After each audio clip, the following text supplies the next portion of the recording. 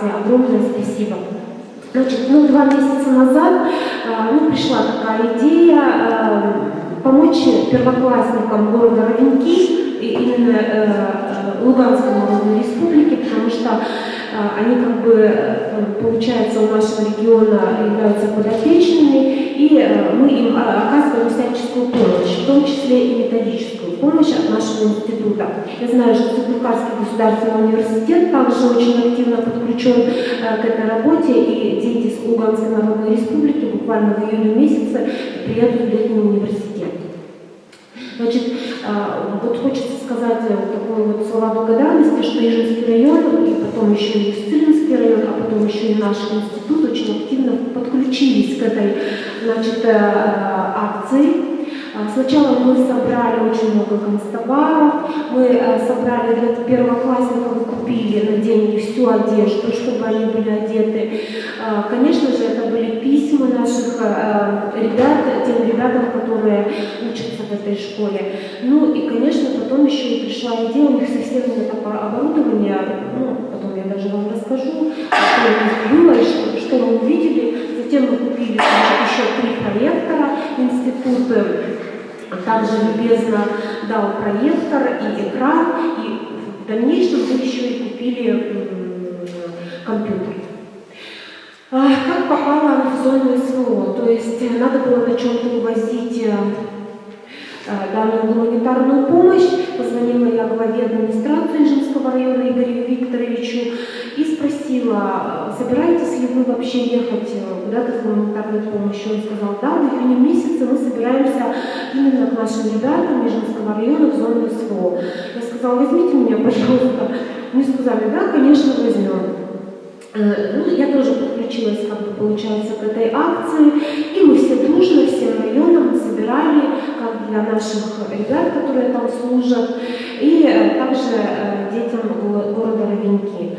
Все собрали, очень быстро, активно, все координаторы в школах быстро собрали, потому что каждая коробка, она должна быть хорошо закрыта, обязательно нужно написать, кто отправляет, куда отправляет, и полный список того, что ты везешь, потому что это все проверяется на въезде через блокпост, через границу, когда ты приезжаешь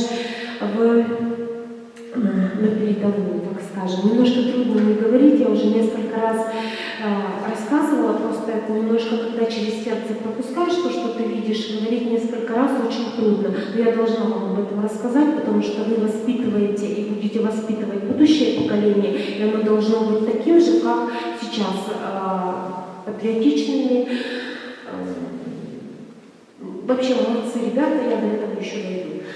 Значит, собрались мы 12 июня, в День России, за мной заехала «Газель».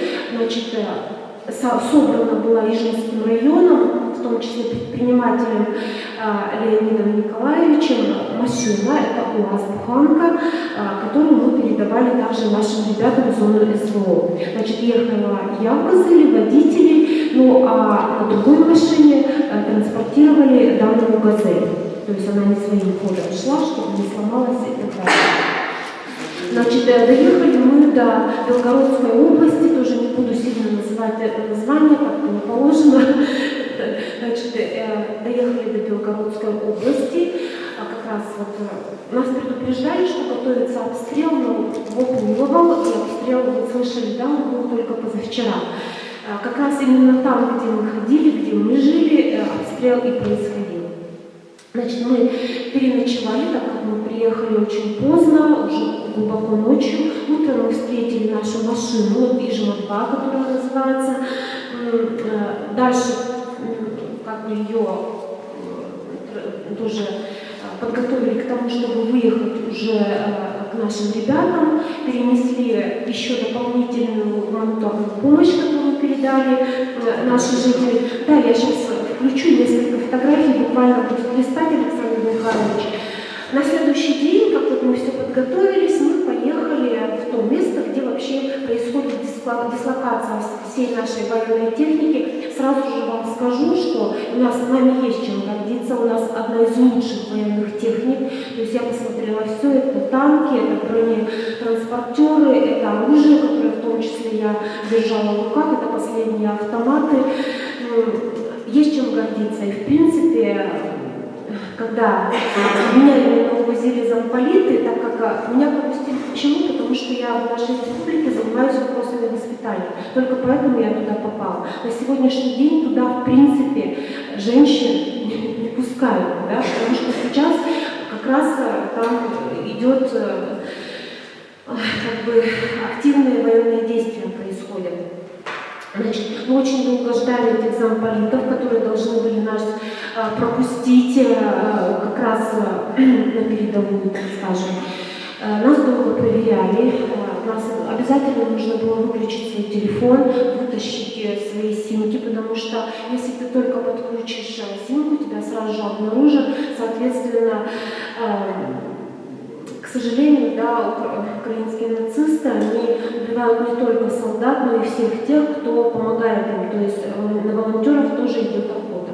Значит, конечно же, в основном на тех блокпостах, где стоят наши ребята, мы не видели их лица, они полностью в бронежилетах, полностью закрытые, потому что те позиции, где находится наш полк, это очень большая территория, но немножечко в таком она месте, значит, это огромное поле с лесополосами. Вот представьте себе, идет вот такая степь, потом лесополоса, степь, потом лесополоса. Естественно, все вот эти вот степи, они заминированы нами, потому что украинские нацисты, они постоянно пытаются совершить диверсии. Я не буду о всех жестокостях гестапо рассказывать, наверное, это не совсем уместно здесь. Но это есть, к сожалению. Мы заехали, я поехала с замполитами, это два офицера, которые прошли уже 3 войны. Это Чеченская война, это война в Сирии и сейчас война, к сожалению, с Украиной.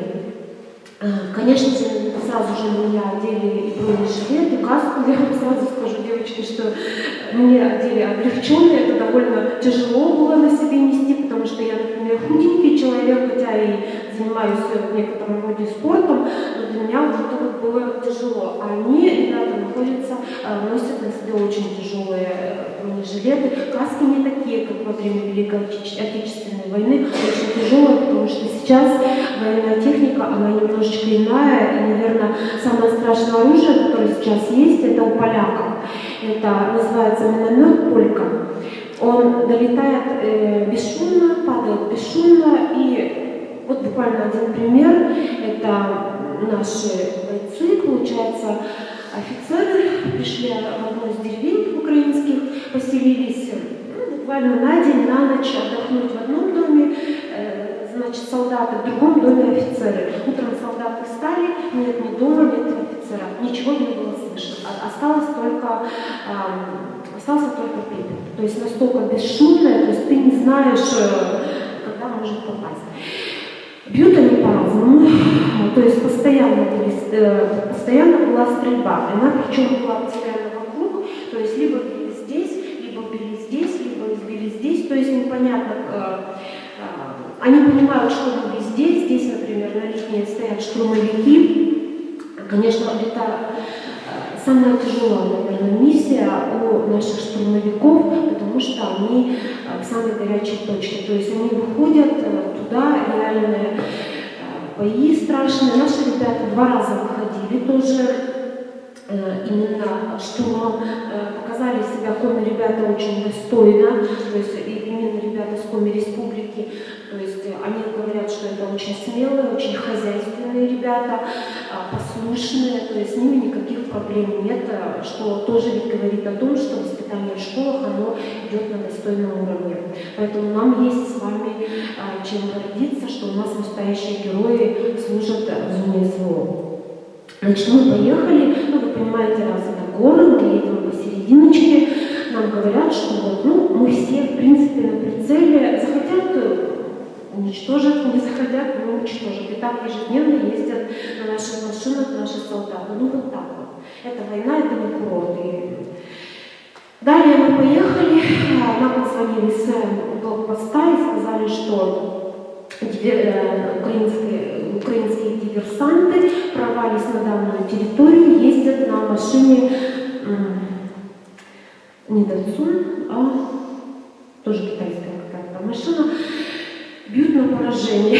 Представьте себе, да, я как бы не очень в этом во всем, но как-то я спокойно на все реагировала, потому что я, в принципе, готовилась к этому выезду и спокойно. Мне сказали, если они сейчас здесь появятся, мы выходим, не стреляем, вы ложитесь на заднее сиденье машины. Ну, Бог не бывал. Значит, мы заезжали еще к нашим артиллеристам.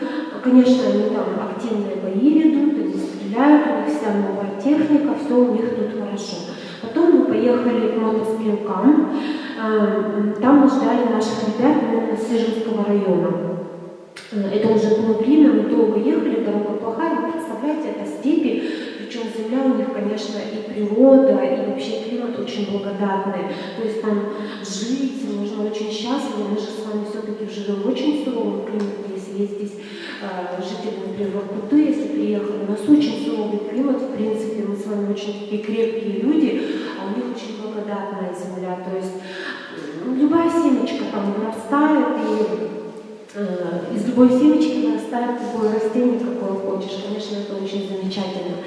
Наши ребята, они, в принципе, находятся именно в этих лесных участках, да, они обустраиваются, они туда пришли недавно, то есть нам нужно везде построить оборонительные вот эти сооружения, то есть не только для обороны, где ты будешь, где будут идти боевые действия, но ты должен обустроить свой быт. И вот если вы посмотрели, вот это как раз ребята с Ижевского района, ну, есть еще один с Усинска и другой с Воркуты. Тоже хочу найти их родителей и направить им фотографии, которые у меня сейчас есть. В первый день нам сказали, что мальчиков наших не привезут, поэтому сказали, ну, Большеклассина, придется вам тут поспать. Я говорю, ну, что ж, надо погружаться. Ничего страшного, в принципе, человек деревенский в походах бывал, мне как бы это вообще без проблем. Наверное, труднее было это 100 лет, потому что там везде под землей сидят ребята, но все очень культурно, абсолютно никаких там претензий нет, очень адекватные. Значит, среди мотострелков, среди которых мы жили в первый день, это были ребята из Санкт-Петербурга и из Мурманска. Все очень культурные, очень много прошедших тоже 3 войны, то есть мы уже не знаем, мы больше ничего не умеем делать. Есть молодежи очень много, в основном это после 25 лет. Каждый выполняет свою миссию, у каждого своя миссия, у каждого есть автомат, все всегда на прицеле. Значит, есть у них полевая кухня, которая под землей, есть над землей. Значит, есть склад под землей, где все продукты. Сразу же скажу, что продуктов у них достаточно. Не слушайте тех, кто не был, а пишет о том, что у них там плохая еда. Вот мы даже приехали, они готовили еду из свежего мяса. Они нам говорят, Жиковна, скажите, пожалуйста, мы всех очень любим, но не надо нам отправлять столько еды. Нам нужны немножко иные вещи. Я вам потом позже скажу, что им нужно. Говорят, мы ведь не то, они все, никого вот таких вот худеньких, совсем вот таких вот там нет. Говорят, у нас все есть. У нас даже есть возможность 1 раз в неделю заказать еду. Вот выезжать, например, кто-то из командиров, да, вот, в то место, через которое мы проходим, там можно купить все. И вот, наверное, низкий поклон тем людям, которые вот, это же Херсонская область уже, вот что было удивительно для меня, вот тут наши ребята ездят на вот этих машинах воздушных водных, и стоят женщины вдоль дороги с утра самого с готовой горячей едой. То есть они настолько хотят мира, они настолько ждут этой победы, они стоят, они готовы кормить и кормить наших мальчиков. Они уже говорят, мы сыты, нас очень хорошо кормят. Но они сами готовят, у них полевая есть кухня, прекрасно готовят ребята. Поэтому, кормят и кормят. Сейчас как раз у них очень много черешни, очень много клубники, то есть ведрами, то есть они тоже этим угощаются. Если хотят купить одежду, вот прямо вот в этой приграничной зоне очень много одежды, им дают, но некоторые хотят что-то такое более, такое серьезное, более крутое, как они говорят, да, поэтому они еще там тоже закупаются. Все, что касается выплат, да, выплаты производятся регулярно. То есть, например, если это доброволец, он получает сразу же 300 тысяч, если это мобилизованный, 7 месяцев назад, они получают вначале 200 тысяч, затем они все около 200 тысяч получают ежемесячно. Просто я слышала такую тему, что не всегда доходят денежки до семей. Тут уже ребята немножечко сами не передают эти денежки, они сами почему-то их не перечисляют, поэтому здесь надо решать индивидуально, почему не перечисляются деньги. Поэтому если, например, есть такие какие-то вопросы, вы всегда можете либо в местный свой штаб обратиться, да, либо к нам можете обратиться, есть тоже связь, которую мы можем это выяснить. Значит, мы вот приехали, они сразу же нас покормили, немножко настороженно смотрели в мою сторону, вы понимаете, какое вот выражение на корабле женщина, понятно, там нет женщин, я вам сразу же скажу, даже сестер там нет, они все в приграничной зоне госпиталя, именно на передовой, там нет брата. То есть сейчас стараются, самых, наверное, только, может быть, смелых, которые там проявили себя и физически очень мощно, что могут вытаскивать бойцов с передовой, либо еще что-то. Но я вам сразу скажу, что там их нет. Они нас покормили, значит, рис был, много мяса. Причем они же не знали, что мы приедем. Я видела, что у них, здесь вы, наверное, видели, перелистывали, Александр Михайлович, значит, печенье, в общем, все, кофе, чай, это все, разные варенья, вот то, что мы, все это есть. То есть они хорошо кушают. Ходила я, извините, в туалет сначала с автоматом, потому что, извините, говорят, как получится, что так и получится. Потом, конечно, прибила себе кустик. Не факт, что вокруг кого-то не было, но это уже там не самое главное. Вот как раз посмотрите, это вот здесь, в принципе, находится землянка с этой стороны. Вот смотрите, почему ветки. Почему обращаюсь к вам, вы поедете в свои населенные пункты, почему нужны маскировочные сети. Вот все видно с высоты, что это, сразу скажу, что значит, у украинской стороны больше, как эти летают города, их больше, они более совершенные. Но, конечно, друг друга очень много они сбивают, но дроны очень тоже нужны. И вот надо, чтобы это все было закрыто маскировочными сетями. Вот представьте себе, сейчас пока клены, красота, все закрыто, придет осень. Они будут все видны. То есть очень много женщин надо плести маскировочных сетей. Вот мы сейчас с мужем прямо начинаем, потому что до августа месяца, когда поедет следующая машина, надо наплести очень много сетей, чтобы сохранить жизни, в том числе таким образом наших детей. Ой, господи, детей в том числе. Значит, здесь есть дизельный генератор. То есть вот здесь, на этой лесополосе, находятся два отделения, примерно 20 человек. Еще тут находятся, вот представьте, мы здесь, и там у них вот такой вот сделанный туалетик без крыши, без стен. Они мужчины, это как бы вообще не проблема. Главное, чтобы это было культурно в одном месте. А крыши этого им не нужно было. Здесь дизельный генератор, он работает до вечера, у них есть электрические чайники, то есть можно вскипятить чай. У них есть маленькие газовые плиточки, на которых они тоже кипятят чайники. А в основном они готовят тоже полистаем немножечко. Вот это как раз то место, где мы спали, это землянка. Дальше расскажу, это землянка, это вот здесь есть стола. Дальше, вот видите, они как хранят, они все вот это развешено, они очень бережно относятся к письмам, вообще к работам детей, которые отправляются, они как говорят, это нам прибавляет настроение, и мы понимаем, для чего мы здесь. Вот очень важно писать. Дальше. Вот видите, вот как бы все. Что меня вот удивило, когда, все, пришла темнота, и нам говорят, все, сейчас надо спать, ходить нельзя, свет надо выключить. Любой огонечек, даже от сигареты, это, тебя могут просто застрелить. Значит, мы зашли сюда, вот я как раз лежу, и несколько минут буквально был свет, смотрите, у них есть печка, то есть там тепло, но там как были дожди, понятно, что сырость, там у них глина, и верхняя часть это чернозем, и в глине очень долго стоит вода. А так как вот июнь тоже у них какой-то вот немножко, как у нас прохладный получился, хотя вот южная сторона, они выносят свое белье, они спят не на постельном белье, да, они спят вот в этих вот спальных мешках. У каждого свой спальный мешок. Естественно, надо ежедневно высушить. Вот тоже просьба. Мамы, бабушки, там, тети очень часто высылают, отправляют футболки. Они всегда должны быть темного цвета. Они говорят, отправляют желтого цвета. То есть ты даже если оденешь такое, да, тебя увидят издалека, что ты в таком ярком. То есть ничего яркого там быть не должно. Значит, дальше мы легли. Свет выключили, а вы понимаете, что это южная часть нашей России, там очень темно. То есть тут темно. Еще не рассказала тоже, только что легла, а вот если наоборот, покажите еще, там где вот еще землянка там, вот, где потолок как раз был виден. Вот, видите, они как бы покрыли немножко покрывалами. Вот все дерево покрыто, дерево, кстати, доски им тоже нужны. И вверх, все равно тоже сыпется. Они вот такими разными покрывальцами, по-своему, конечно, но все это покрыли. Представляете, девочки, ну и мальчики в том числе, ходят мышки. Просто много мышек туда-сюда ходит.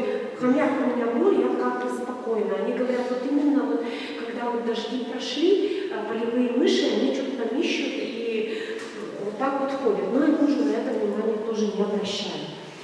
В целом у них там чистенько, аккуратненько, они по-своему, по полигону. Они там находятся уже 7 месяцев. То есть, конечно, говорят, наводнения вот эти из-за дождей очень много немножечко мешают, и опять приходится свой быт налаживать.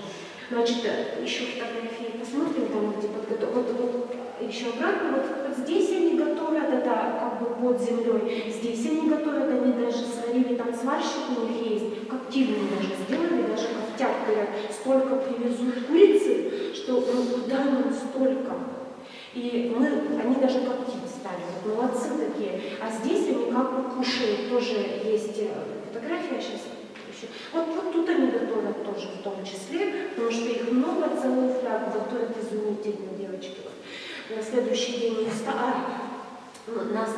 я не могла спать, секрет тоже небольшой расскажу, мужчины храпят.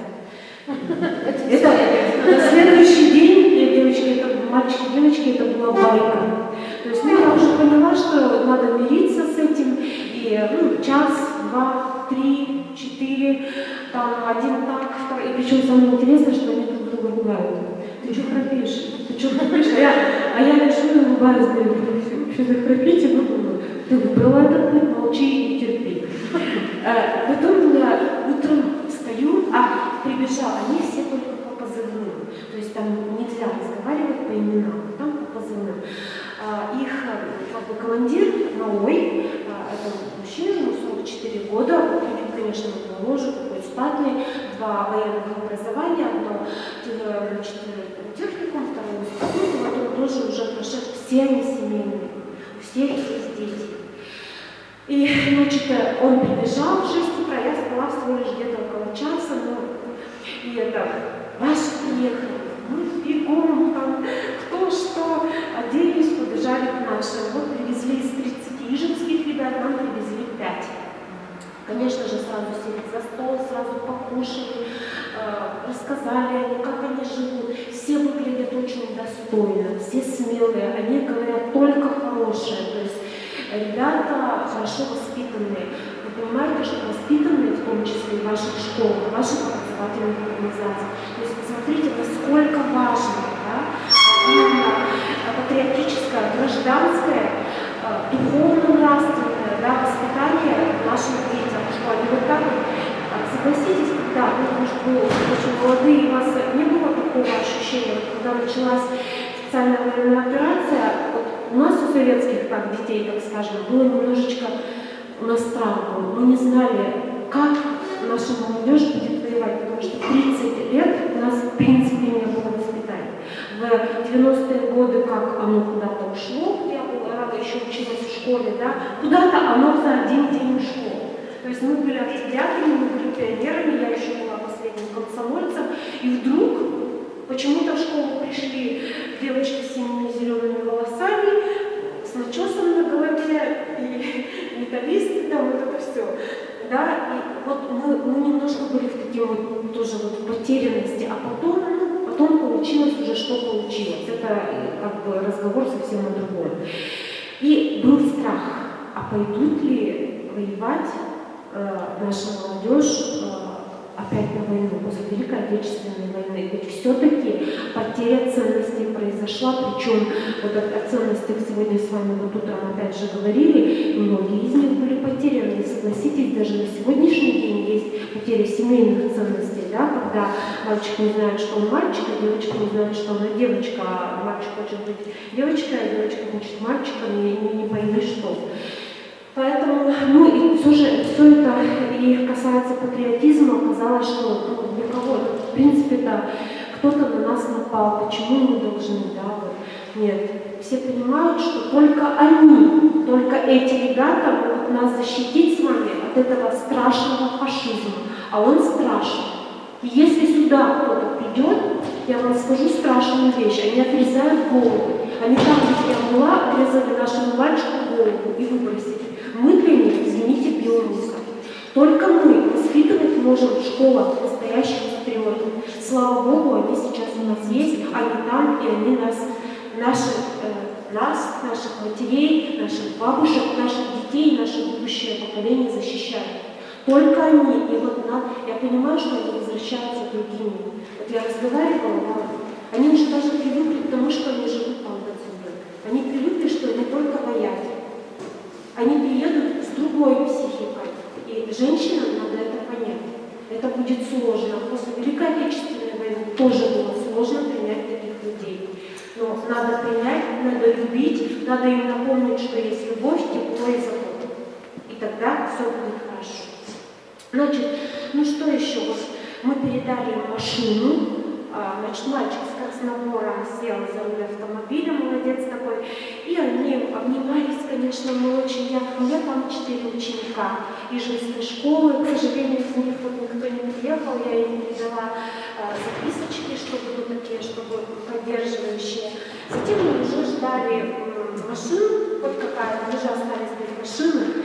Мы ждали, когда за нами приедет машина, я им помогла там картошечку почистить, немножечко подметали улицу, вот, чтобы у них хоть какая-то красота была. В том месте подготовили обед, такой вот хороший гуляш мясной с картошкой. Картошки у них тоже достаточно, тоже это все привозится.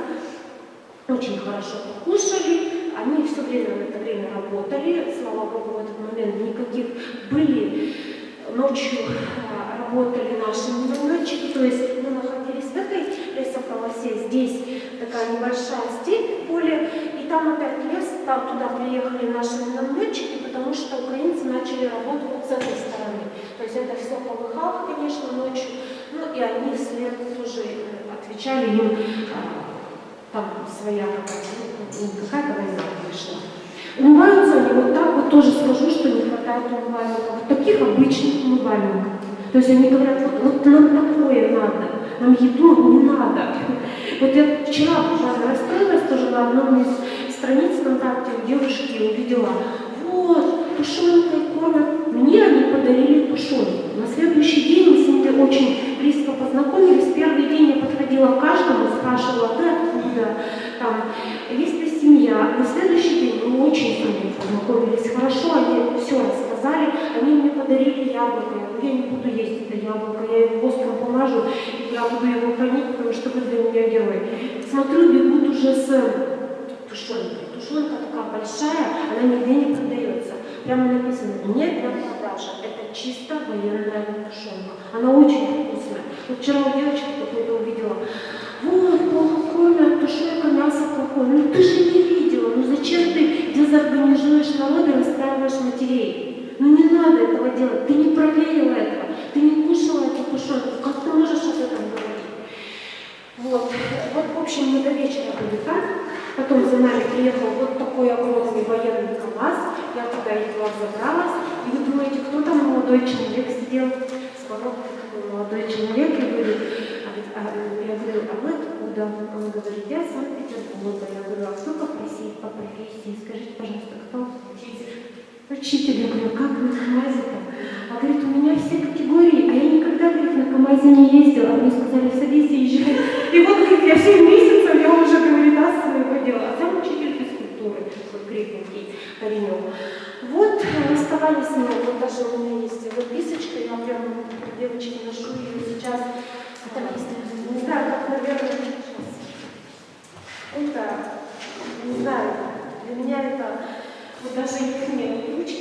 грязненькие. В Республике Коми от бойцов СВО 350-й полк мотострелковый.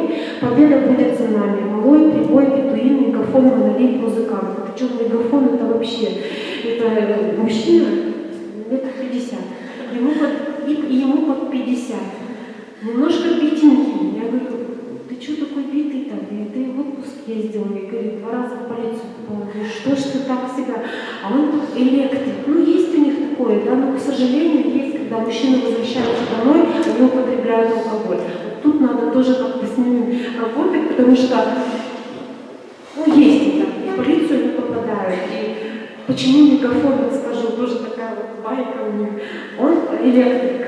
И он поехал в Воронеж, у всех мегафон телефона ремонтировать, и он что-то там состриг, и на Воронеже сутки не было мегафона. Вот такой человек. И вот такого вот у них, они стараются вот на этом как-то, командиры строгие, то есть они их слушаются. Что там просто и понятно, это если ты человек, ты там человек. Если ты не очень хороший человек, ты там очень хорошо тебя это прочувствуешь. То есть категория командиров, которые слушаются, это люди, на которых смотрят и равняются, это самые смелые люди. Есть люди работяги, которые много там работают и куют так нашу победу. А есть те, кто что-то там все время пытается повозмущаться, покапризничать, такие тоже есть, но это было всегда. Поэтому там вот в этом плане очень все понятно в людских отношениях. То есть ты там брать не можешь. Вот ты какой есть там, ты такой и есть. А так все они, конечно, смелые. Вот мы выбрались, буквально через час собрали вещи и поехали в город Ровенки в Луганской Народной Республике в одну из школ. Ехали мы еще 600 километров. Приехали мы туда. Сначала приехали в Новошахтинск, потому что там находится одна из границ, где ты переходишь в Луганскую Народную Республику. И когда мы перешли, мы оказались в Советском Союзе. И немножечко где-то в наших районах нашей республики Коми, где есть бездорожье. Школы, конечно, старенькие, они кирпичные, но они оформлены все еще по-старому. То есть, но они настолько счастливы, что они в составе России. То есть они с 2013 года в принципе находились в такой ситуации, что, ну, в принципе, да, наши охраняли, да, наша Минобороны их охраняла как могли.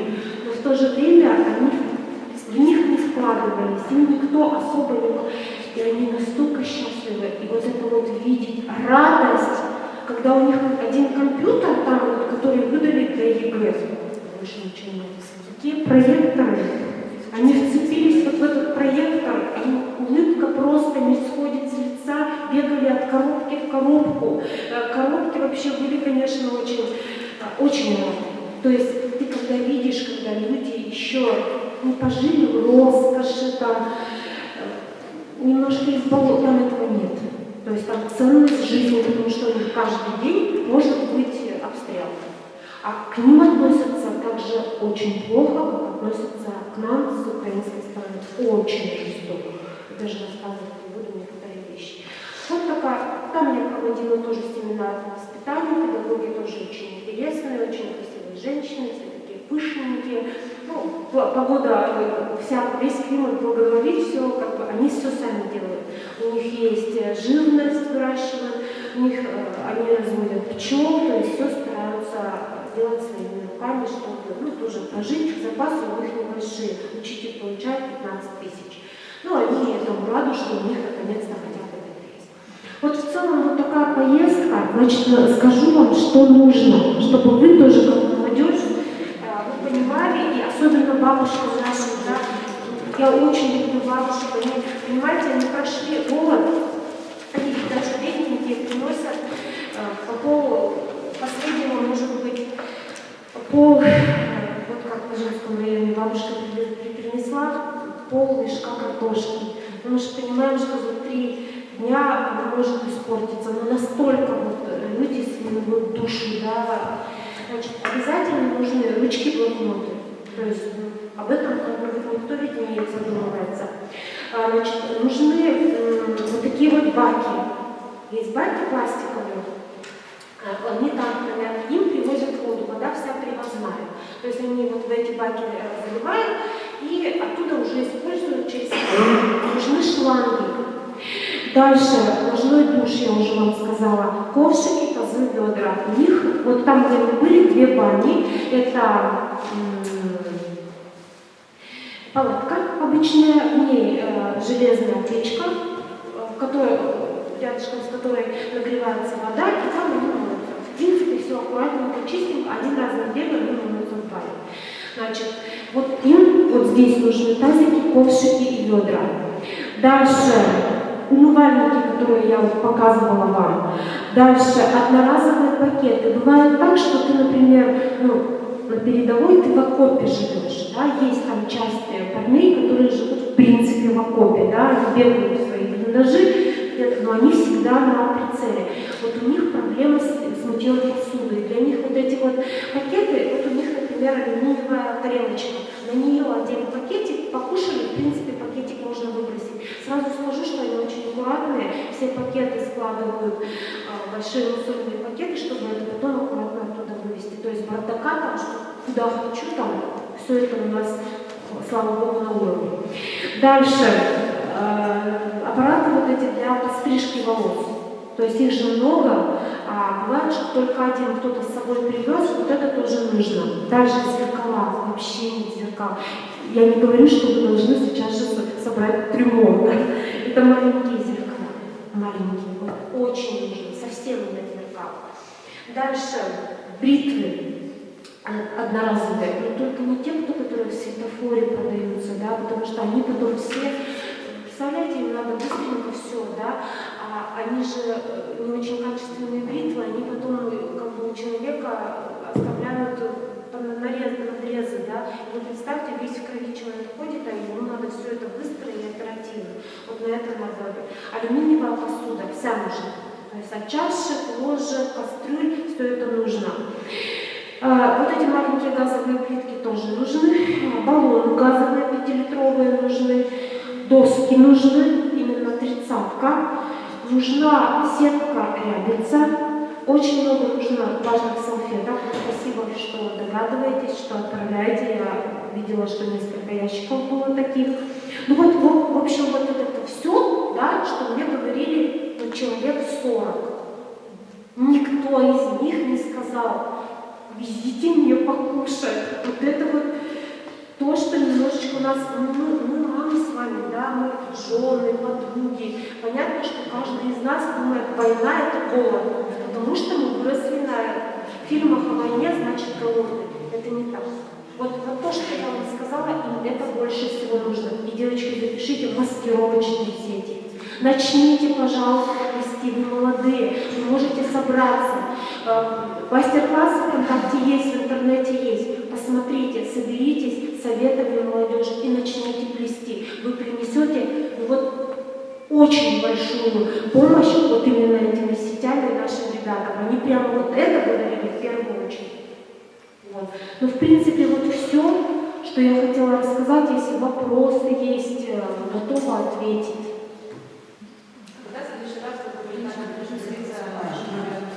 Вишни в августе, то есть уже начали собирать. Как вы вообще решились? Ну,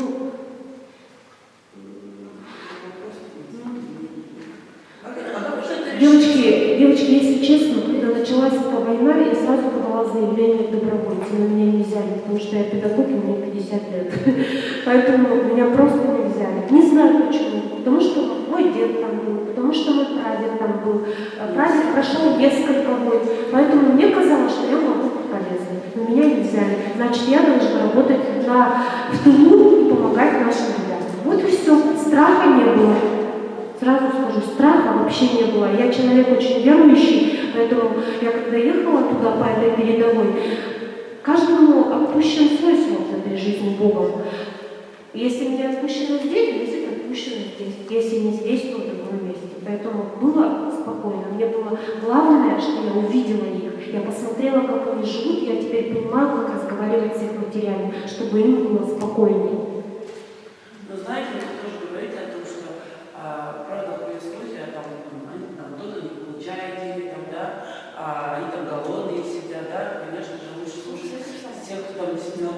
да, там очень неимоверное количество, которые там бедные, несчастные и все такое. Вот, но я список, который, да. Они там несчастливые, я вам сразу Нет, скажу, я это про то, война. нет, я про то, что вот они там не кушают, там, я вот про это говорю. А вот то, что вы перечислили список, да, я примерно списала, потому что у нас эти педагоги систематически не занимается сбором, но, допустим, доски. Как мы, собственно, достаем доски 30-го. Вот мы уже, вижу, собрались, и уже у нас сейчас выпускают эти доски, мы опять на машине. То есть мы покупаем эти доски. Ну, у нас как? У нас мы договариваемся с предпринимателем, который их выпускает бесплатно. То есть тут надо разговаривать с людьми. Есть люди, предприниматели, Нет, которые понятно. работают. А доставляется как? Я знаю, что в Китае в Сосновоборске, потому что мы с ними дружим, вот Рыжинский район, мы поехали, и они поехали. То есть там есть машины, которые могут доставить этот груз. Я вот про это. Да. Договориться можно с любым, все же понимают, что это Это штаб СВО, который этим занимается. В каждом населенном пункте есть штаб СВО, который занимается этой помощью и организацией этого выезда. Вот там можно вопросы все решить. И когда доски собраны, их пишут. Там получается, в Республике Коми своя команда, да, то есть у каждого, или смешивают. То есть... Вот здесь, девочки, вот вы ведь абсолютно правильный вопрос задали. Вот что наши ребята мне единогласно сказали, что ребята, которые были из Петербурга и Мурманска, они говорят, вот вы написали, да, что только ребята в Республике Коми, а мы здесь все вместе. И один так понимает, что мы одна команда, а другой не понимает, втихаря где-то там кушает немножечко разлад. Вот есть индивидуальные посылки. Я, например, там отчим, там такой-то, такой-то. Я, мама, отправляю ему эту посылку. Но на других посылках, вот как мы написали института, просто бойцам СВО от Республики Коми, то есть потому что они, это видно. Есть ребята, которые в детском доме выросли. Им вообще никто ничего не присылает, ни одного письма. И как бы получается так, что, ага, вот это только тем, кто из Республики Коми. Если ты там из другого места, тебе мы кушать не дадим. Вот это они сами все ребята говорят, не надо так писать, мы ведь одна команда, мы должны быть одной командой, а это между нами не Даже нет, даже, например, если мы там отправили там больше ледоков, ну, грубо говоря, да, мы все равно, мне кажется, если у него совесть, то есть там отдельно, все равно, мне кажется, в армии все вместе. Не все. Мы же разные все. То есть, получается, там команда, не только Республика Коми, там все. Там все. А полк же это много, это более 2000 человек. Понимаете, у нас столько даже нет из нашего региона. У нас весь северо-запад это по полку. Северо-запад. То есть все северные территории. Вот. Еще раз. Как учить педагоги? Как учителя? Там они такие же смелые, как и вы. Как вы на севере живете вперед, они еще смелее. А куда они едут? Ты сейчас своим жильем не продашь.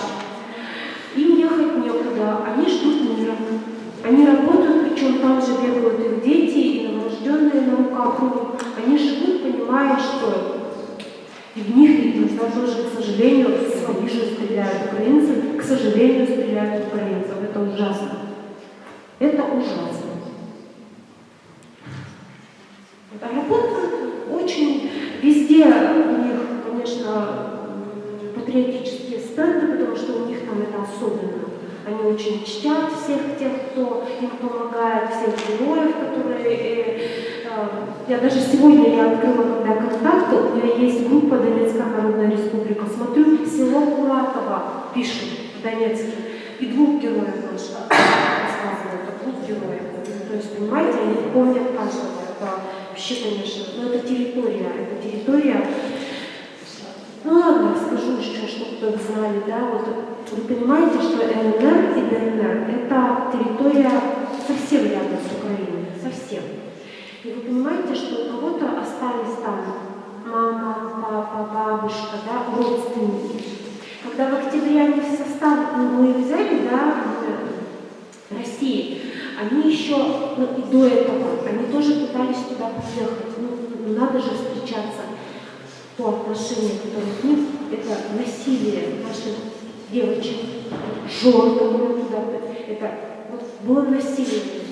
Сейчас они говорят, вот мы, может, никогда больше собственниками не увидимся, но мы туда больше не поедем, потому что нас там ненавидят. Ненавидят так, что, я говорю про гестапо, страшнее нет. Вот как раз в Ровеньках, где мы были, там убили Олега Кошевого, молодую гвардию, там есть музей. К сожалению, я потому что проводила семинар, не могла, а наши мужчины ходили и вышли просто со слезами в глазах, потому что это настолько страшно, то, что они там творят и творили, фашисты, это страшно, это такая ненависть к людям. Ну что, наверное, мы продолжим. Если будут вопросы, подходите, я, может быть, даже вам, ну, вдруг кто-то захочет посмотреть, или вы покажете на своих уроках вот этот музей, у меня есть видео, я могу вам скинуть этого музея, виртуальное, замечательно просто. Но у них там все эти проникнуто. Хотя если кто-то вот здесь, Усинск, Воркута, там тоже были большие угольные шахты, тоже, как и в Воркуте, осталось 2, потому что они до последнего работали с Западом тоже, туда сейчас они говорят, ну что есть, то есть. Нет и нет. Ну что, у нас сегодня замечательная гостья с нами. Гостья из Москвы, я приглашаю сюда Алену Александровну. Алена Александровна у нас работает в Институте детства, все мы наш институт знаем, потому что это программа воспитания, в соответствии с которыми мы работаем. И Алена Александровна у нас кандидат филологических наук, философских наук, извините, старший научный сотрудник, руководитель аналитического отдела Института изучения детства, семьи и воспитания. Как раз Алена Александровна поговорит с вами о ценностных ориентирах детей и молодежи. Вам слово. Спасибо. После вашего доклада не очень хочется рассказывать о результатах ценностных ориентиров, потому что я бы не сказала, что картина с точки зрения такой традиционной культуры очень хорошая. Ну, меня уже представили, мой имя Алена Александровна, кандидат философских наук, я возглавляю аналитический отдел Института детства, семьи и воспитания, я старшим научным сотрудником. Институт воспитания проводит очень много исследований, которые так или иначе связаны с воспитательными темами, проблемами. Мы очень много работаем с родительской аудиторией, мы очень много работаем с учительской аудиторией, педагогической. Поэтому, собственно, наше исследование, которое я сегодня представлю, мониторинг ценностных ориентаций, он является неким таким базисом, на основе которого мы формируем некие ориентиры ценности, мы понимаем, чем дышит наша молодежь, мы понимаем, что нужно воспитывать, какие вакуумы образовались в мировоззрении молодежи, мы понимаем, как работать с родителями, мы понимаем, как работать с педагогами. То есть это масштабное исследование, которое я сегодня представлю, дает нам такое представление общероссийское о том, вообще по какому пути мы сейчас движемся, и о том, в каком направлении вообще организовывать воспитательную деятельность. Тот мониторинг, который я сегодня представлю, мы проводим 2 раза в год, то есть он ежегодный плюс 2 раза в год. Это очень большое всероссийское исследование, выборка более 200 тысяч. У нас несколько целевых аудиторий. Это учащиеся 14-18 лет, это молодежь 19-35 лет, это родители, учащиеся 14-35 лет, и педагоги, учащиеся 14-18 лет, прошу прощения. Исследование, значит, нашего исследования в соответствии с госзаданием, вообще тема исследования это просто некий мониторинг, шутка мониторинг. Мониторинг, само название говорит само за себя, это некая просто, фактологические, я бы так сказала, статистические данные, собственно, ценности молодежи, которые она сейчас разделяет. Но вот мне, как исследователю, всегда хотелось посмотреть картинку более объемнее, потому что мы понимаем, что основные трансляторы ценностных ориентаций родители и педагоги, они, на самом деле, те акторы, от которых и зависят эти ценности, и если мы не будем понимать, какие ценности разделяют сами педагоги и родители, то говорить, собственно, о ценностях молодежи будет, наверное, как-то сыровато получить картину, потому что мы не понимаем, собственно, как они формируются, кто является автором. И поэтому вот основная цель нашего исследования – это как раз посмотреть на взаимосвязь, взаимозависимость ценностных ориентиров как родителей, педагогов, так и детей.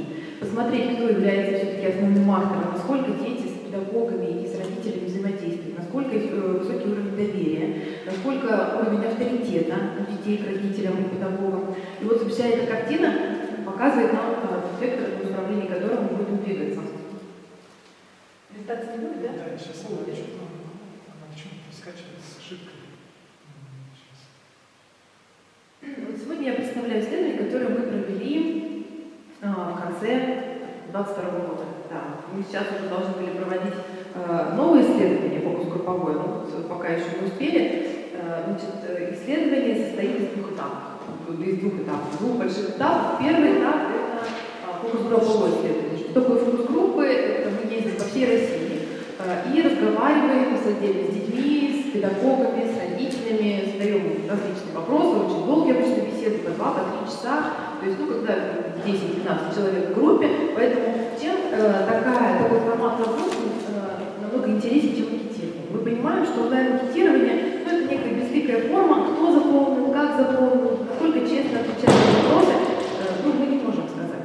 Когда ты с человеком разговариваешь тет-а-тет, ты видишь его реакцию, ты видишь эмоциональный фон, ты видишь, как он тебя воспринимает, как он реагирует на твои вопросы, что он говорит, как он говорит, потому что зачастую очень много случаев, когда мы на фокус-групповом исследовании где-то к детям обращаешься и говоришь, что, ребята, расскажите, пожалуйста, какие для вас самые важные ценности. И дети начинают перечислять такие, уже ставшими клише, так называемые, честность, доброта, любовь, все то, что нас воспитывают, да, мы привыкли это все впитывать. Хорошо, это замечательно, а вот еще какие. И сразу после этих привычных для них таких клишированных ценностей они начинают перечислять такие сугубо индивидуалистические ценности, личные границы, я-концепция, независимость и прочее. То есть, а как это бьется с тем, что вы сказали до этого? Собственно, никак. Мы же понимаем, что есть вещи, которые социально ожидаемы. Мы их называем только для того, чтобы не быть некой черной вороной, не быть белой вороной, прошу прощения, не выделяться как-то в общем фоне. И, собственно, в прямом разговоре все это очень чувствуется. Поэтому изначально мы едем по России, мы разговариваем с этими целевыми аудиториями, которые являются целевой аудиторией нашего исследования, прощупываем так называемые больные места. И уже после этого мы формируем наш опросник. Опросник тоже очень большой, для каждой целевой аудитории там более 60-70 вопросов, долго заполняется, тяжело, но зато исследования, результаты, конечно, очень большие. То, что я продемонстрирую вам сегодня, это, я скажу, наверное, только 10-я часть исследования, которую мы получили. Понятно, что не все результаты мы так или иначе опубликовать не можем. Зачастую иногда картинка получается не очень хорошая. И не все можно показывать, не все можно сразу представить. Поэтому вот то, что я сегодня продемонстрирую, это, наверное, самые основные, самые больные моменты, над которыми вам, педагогам, конечно, следует задуматься, обратить внимание, посмотреть вообще на тот вектор воспитательной работы, который нужно выбрать для работы с молодежью. Я, наверное, уже все, что можно, рассказала вводно, а лучше теперь презентацию.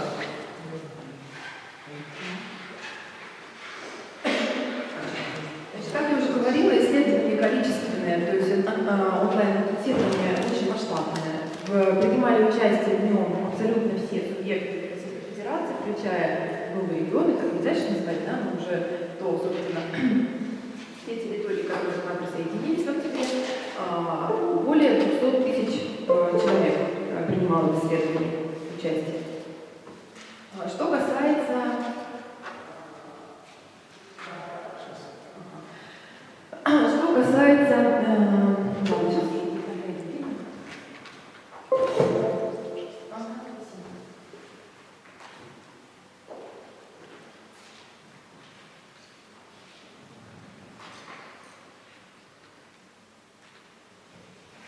Отлично, спасибо. Как я уже сказала, как называется исследование, что это исследование майское 2022 года результаты. Расскажу о блоках исследования. Все вы, наверное, знаете, что Институт воспитания является автором программ воспитания, рабочих программ воспитания. Вы, как педагоги, наверное, все с ними работаете. Так вот, те блоки направления воспитания, рабочих программ воспитания соответствуют как раз блоками исследования. То есть для того, чтобы нам вносить какие-то коррективы в программу воспитания, понимать, где какие-то проблемные места, мы, соответственно, такие же блоки исследования и делаем, чтобы эта информация коррелировала между собой. Значит, это география исследования, как я уже говорила, что в данном случае представлены точно фокус-групп, потому что мы не можем в каждый субъект съездить, это и физически, и материально очень дорого, но вот 11 фокус-групп мы провели. А что касается онлайн-исследований, то абсолютно все субъекты Российской Федерации задействованы.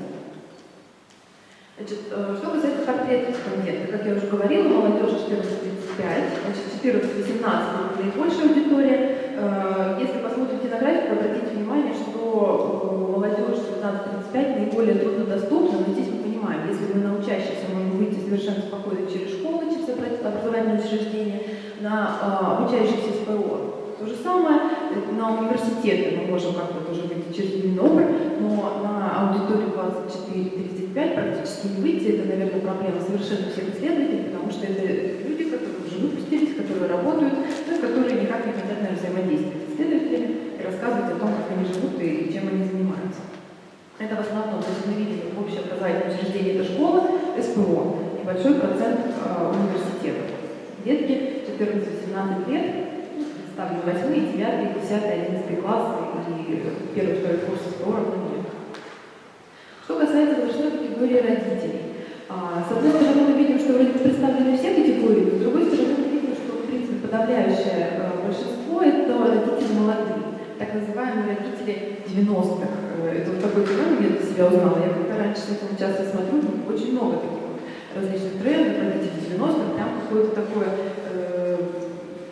прям как каким-то мемом стали вот этот термин родители 90-х. Я о нем услышала в контексте такого педагогического недовольства. В очередной раз, когда мы ездили на фокус-группу, педагоги очень часто говорили о том, что, ну что, собственно, работать, как работать с детьми, когда подавляющее большинство родителей – это родители 90-х, а что с ними взять? А родители 90-х, по мнению педагогов, это те родители, которые, собственно, сами не воспитаны и воспитать они не могут, они сами еще дети.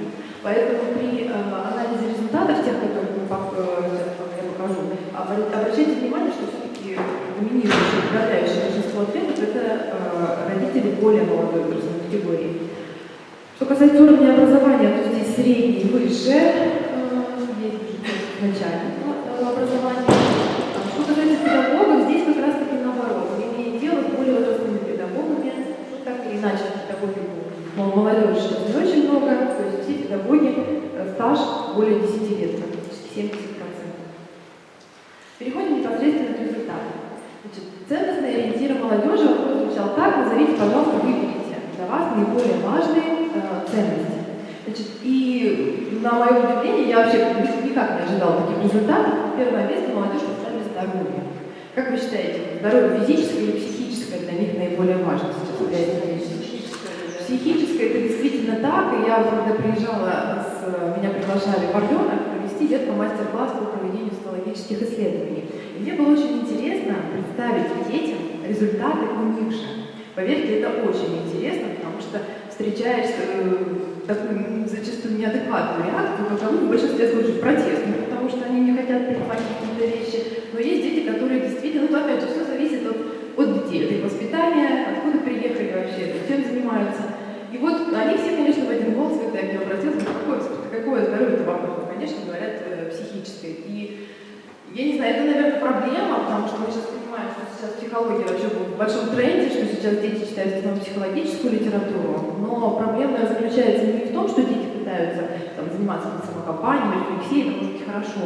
Проблема в другом, что сейчас это поставлено на поток, и психологи, ну, в принципе, становятся некими предпринимателями, которые зарабатывают деньги. Но мы же понимаем, у меня очень много знакомых психологов, и основной их посыл, что главное, чтобы от меня клиент не ушел. Для того, чтобы от меня клиент не ушел, надо говорить клиенту о том, что он замечательный. Вот представьте, приходят к ним детки, причем детки приходят, я смотрю, детей водят чуть ли не 7 лет. Им начинает психолог рассказывать о том, какой ты хороший. У тебя все замечательно, в школе не получается, учитель плохой, дома не получается, родители тебя не понимают. И сколько литературы я смотрю, вот что они читают, это тоже в основном литература психологической направленности. Звучит это все обычно так: себе нежно, там, о себе с любовью. То есть в данном случае мы понимаем, что уходит некое какое-то критическое представление вообще о себе, и формируется такая чрезмерная индивидуалистическая концепция, когда человек, в принципе, не понимает, что не так, проблемы везде остаются, но он продолжает быть уверен в том, что он самый лучший. И вот это, мне кажется, прям большая проблема, с которой мы сейчас сталкиваемся. Я все-таки надеюсь, что это некий модный тренд, который постепенно пройдет, и это увлечение психологией тоже как-то канет хлебом. Значит, что касается второй ценности — наличия хороших и верных друзей. То есть, с одной стороны, детки говорят о том, что так, для нас важно иметь хороших верных друзей. Запомните, пожалуйста, этот пункт, потому что мы попозже немножко к нему перейдем, и вы посмотрите, насколько для них действительно это важно. На третьем месте активная деятельная жизнь, любовь физическая, материально обеспеченная жизнь. Это топ-5 ценностей. На что хочется обратить внимание, что любовь для детей намного выше стоит, чем счастливая семейная жизнь. Мы видим, что материально обеспеченная жизнь стоит выше, чем интересная работа. То есть приоритеты, так или иначе, как бы здесь отсюда мы, в принципе, видим. Общественное признание, уважение коллектива, счастье других, мы видим, что это, собственно, самые неприоритетные позиции. То есть для современных детей очень важно быть в центре внимания, очень важно, чтобы я-концепция соблюдалась, чтобы все было для себя, что думают остальные, нас не очень интересует. Причем, коллеги, на что хочу обратить внимание? Мы говорим о топ, а на самом деле самый верхний процент 61. Это говорит о том, что нет какого-то единого мнения, то есть нет какой-то одной ценности, которую бы разделяла абсолютно вся молодежь. То есть каждый под свою дудку как-то пляшет, но так или иначе, исходя из этого топа, мы видим приоритеты. То есть даже, пожалуйста, наличие хороших верных друзей, вторая позиция, но это опять же менее 50%. Или, например, активная деятельность жизни, то есть, опять же, это 40% всего, то есть 60% для 60% детей вообще какая-то активная жизненная позиция совершенно не важна. То есть я отсижусь где-то, вы меня не трогайте, моя катастрофа. Это дети, 14-18. Мы видим, что если мы сравним графики молодежи и учащихся, то есть, конечно, некоторые различия. Мы видим, что семья все-таки в большем приоритете уже для более возрастной молодежи, уже начинают вставать на место мозги. И обратите внимание, как падает планка по поводу друзей. То есть друзья, наоборот, с возрастом семейные ценности начинают становиться более важными, а друзья ходят как на задний план. Какие качества личности в приоритете? Ну вот опять мы сталкиваемся с теми клишированием воспитанность, ответственность и прочее, прочее. Хотя дальше на графиках мы посмотрим, что, наверное, не совсем это так, потому что сказать это одно, а вот сделать это, наверное, нет. Но опять же, обратите внимание на самый топ, всего 60%. То есть даже если говорить, что это клишированное представление о воспитании, оно важно только для 60%. То есть, считайте, для каждого второго не важно быть воспитанным. Для каждого, даже больше, чем второго, ответственность тоже совершенно неважное качество. Честность, аккуратность. Вот опять же меня очень удивила в данных рядах аккуратность. То есть откуда у молодежи в топ-5. Может быть, конечно, это оставил след как вот постковидный вот этот вот синдром, что детки привыкли. А с другой стороны, вы знаете, у меня формируется немножко другое представление, потому что с детьми очень много работаешь. Я как-то еду в автобусе, значит, в московском, и сидит девочка, ну, лет 13, ну, вся пафосная, в наушниках, с ногтями, с губами, с ресницами, ну, со всеми делами, атрибутами, как сейчас положено. И вот час пик, очень много в автобусе пассажиров, заходит женщина пожилая, с сумками, ну, такая вся уже старушечка скрюченная, а сесть некуда. Ну, естественно, девушка место ей не уступает, она сидит и слушает в наушниках музыку, и здесь автобус резко тормозит, и вот эта бабулечка, ну, случайно на нее, ну, вот, она не то, что даже упала, она просто ее буквально задела. Я стояла рядом, я все это видела. Вы видели бы эту реакцию?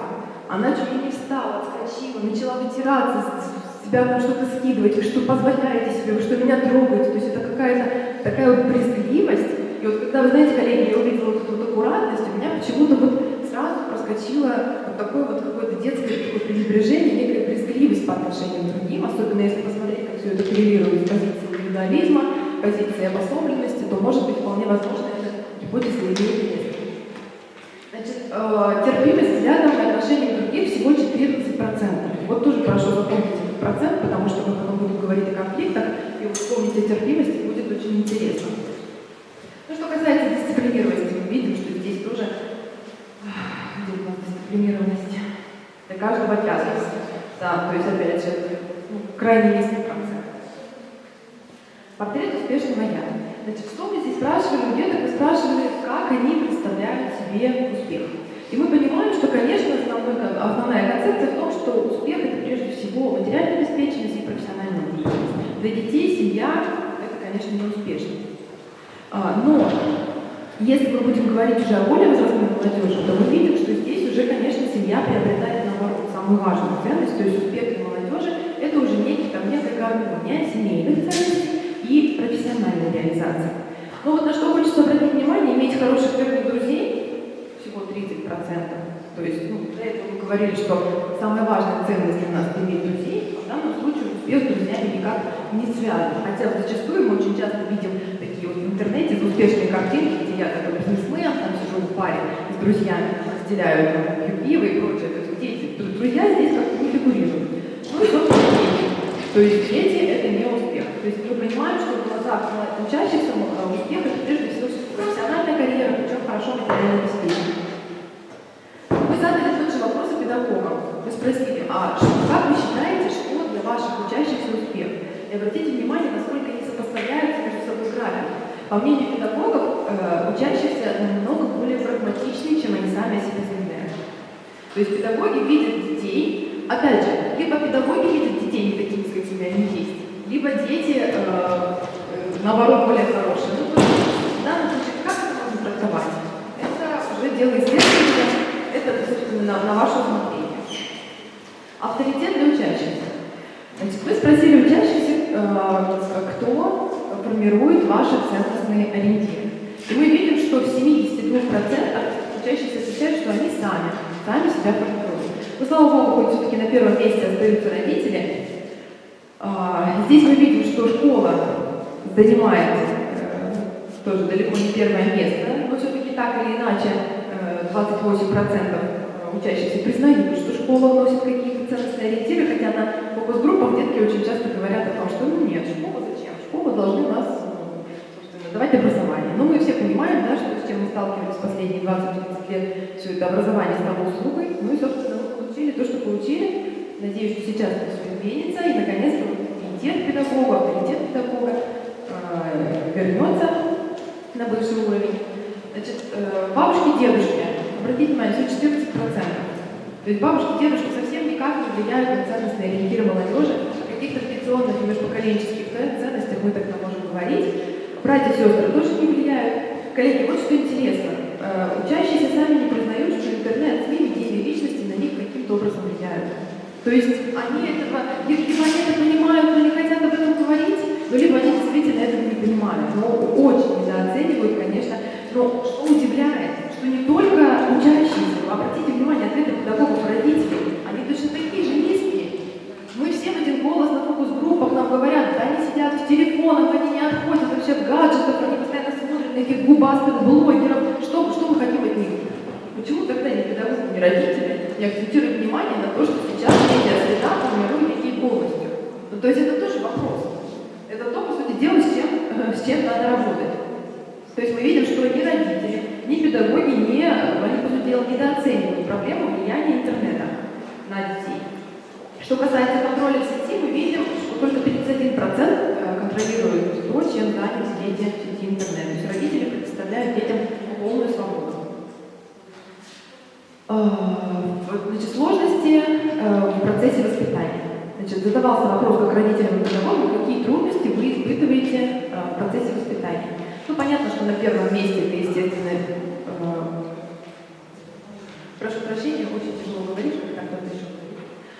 Мы видим, что на первом месте это проблема интернета. Причем, обратите внимание, сопоставьте между собой графики педагогические и родительские, мы увидим, что у родителей практически нет сложностей в воспитании, а у педагогов их слишком много. Вот опять, как это интерпретировать? Это уже, собственно, на ваш взгляд, да, что происходит и почему такая ситуация получается. На что хочется обратить внимание? На то, что 19% родителей, только 19% родителей считают, что не уделяют детям достаточно внимания. При этом 64% педагогов, если мы посмотрим на это, говорят о том, что именно нехватка родительского внимания и времени с детьми как раз проблема воспитания. 17% родителей говорят о том, что вообще не сталкиваются с сложностями воспитания детей. Среди педагогов только 1% говорит о том, что нет сложностей. То есть сложности есть, сложностей много, но вот что мы видим из этого графика? Мы видим, что родители крайне недооценивают свое влияние. Мы видим, что они считают, что все замечательно. Педагоги видят, что не все замечательно, говорят об этом, но непонятно, слушают или не слушают. Единственное, что здесь хорошее в этом графике, мне очень понравилось, что и родители, и педагоги все-таки считают, что школа уделяет достаточное внимание вопросам воспитания. То есть хотя бы школа здесь родителями признана. Трудности в реализации программы воспитания – это как раз недостаточная активность, что родителей, что учащихся принимать участие в каких-то школьных мероприятиях. Здесь мы видим, что педагоги отвечают, что прежде всего это родительское нежелание. 63% педагогов говорит о том, что очень сложно реализовывать программу воспитания, потому что родители просто не принимают участие ни в каких мероприятиях, организованных школой. Ну и мы видим, что и почти каждый второй учащийся тоже не принимает участие в мероприятиях. Значит, нам было очень интересно, каким же все-таки видят идеального учителя родители, дети и педагоги. Задавался всем один и тот же вопрос: выберите, пожалуйста, те качества и компетенции, характеристики педагога, которые для вас наиболее важны. То есть какими характеристиками должен обладать идеальный учитель. И топ-3, по сути дела, для всех абсолютно одинаково. Мы видим, что самое важное, что для детей, что для родителей, что для педагогов, это уметь доступно объяснять сложный материал, быть доброжелательным и справедливым к учащимся, быть образованным и компетентным. То есть и у родителей, и педагогов, и у детей абсолютно одинаковый топ-3. Что не представляет ценность для учащихся? Это использование педагогом нестандартных методов обучения, что меня очень удивило, потому что вся наша сейчас система повышения квалификации нацелена именно на освоение новых методик.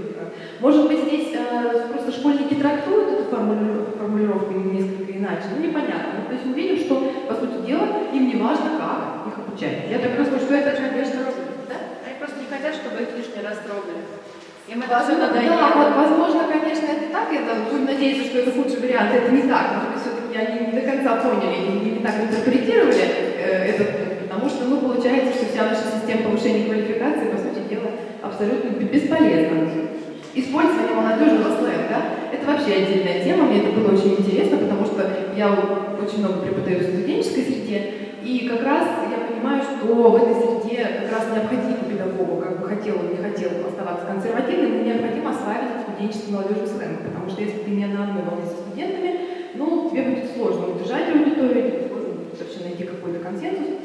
А вот школьники к этому относятся очень негативно. Они считают себя такой некой привилегированной кастой, то есть только они сейчас, достаточно максималистское отношение, то есть они сейчас, они владеют этим сленгом, и это их право, это их приоритет, и ты как педагог априори уже старый, потому что для них 20 лет это уже старость, сколько они живут, ты, собственно, не можешь себе позволить переходить на этот сленг, который ты используешь. И мне было очень интересно задать деткам этот вопрос, как раз в Орлёнке. Я к ним обращаюсь и говорю: ребят, а почему вы не цените, когда педагог сидит вечером, открывает словарь, зубрит там ваши мемы, ваши веселые выражения, приходит на следующий день, хочет вас порадовать, а вы нет. На что мне дети говорят: потому что это черти что, сидела, не знала, и тут узнала, и пришла и сказала. Это вот цитата дословно. А я их спрашиваю, говорю: а вы просто этими мемами родились? Вы, собственно, знали, да, все эти весь сленг и прочее. Понятно, что ответить здесь нечего, но мы видим так или иначе такой серьезный барьер между тем, что педагог это все-таки нечто. Есть, конечно, такие представления, некоторые детки говорят: вы знаете, бывает, что перебор, когда учитель там только разговаривает на сленге, а все-таки хочется в педагоге видеть некий пример такой, чтобы я не знаю, самоправильность. Такие мнения очень редкие. И в основном встречается то, что не знала, и вдруг узнала. То есть не надо выпендриваться. Не знала, вот и дальше, собственно, и не знает. Понятно, что не особо интересна активная гражданская позиция педагога и требования личности, что удивительно тоже, не особо для ребят мужиков. Что касается взаимоотношений в классе. Очень интересную картину здесь мы наблюдаем. Мы видим, что с одной стороны 70% деток при возникновении трудностей в классе говорят о том, что класс сплачивается очень быстро. Говорят о том, что класс дружный. Если у кого-то возникают какие-то проблемы, то одноклассники приходят на помощь. При этом, обратите внимание, коллеги, уровень доверия крайне низкий. 25%. То есть, да, мы можем сплотиться. То есть, в данном случае речь идет ребята иногда подменяют понятие коллективизм. Наверное, сейчас он вообще, это тот термин, который сейчас не в тренде, он, в принципе, в наш культурный код сейчас не входит, а вот хотелось бы, да? И, собственно, командная работа. Что касается командной работы, это ведь совершенно разные понятия. Это, по сути дела, противоположные понятия. Что такое командная работа? Вот мы сидим все вместе в одном классе, нам сказали: мы вам дадим вам бонусы баллы, если вы решите одну задачу. Мне абсолютно все равно, кто рядом со мной: Петя, Вася, Саша, люблю я его, не люблю, но если мы не сплотимся, если мы не компилируем наши усилия совместные, то мы не достигнем результата, я не получу свою печеньку. Это командная работа. А коллективизм — это когда, по сути дела, для меня очень важно, кто рядом, для меня важно оказать ему помощь, для меня даже важно, может быть, пожертвовать чем-то своим. Но это, по сути дела, противоречивые понятия, ребята очень часто их подменяют. Так вот, что мы здесь имеем? Да, что с одной стороны все замечательно, мы сплотились,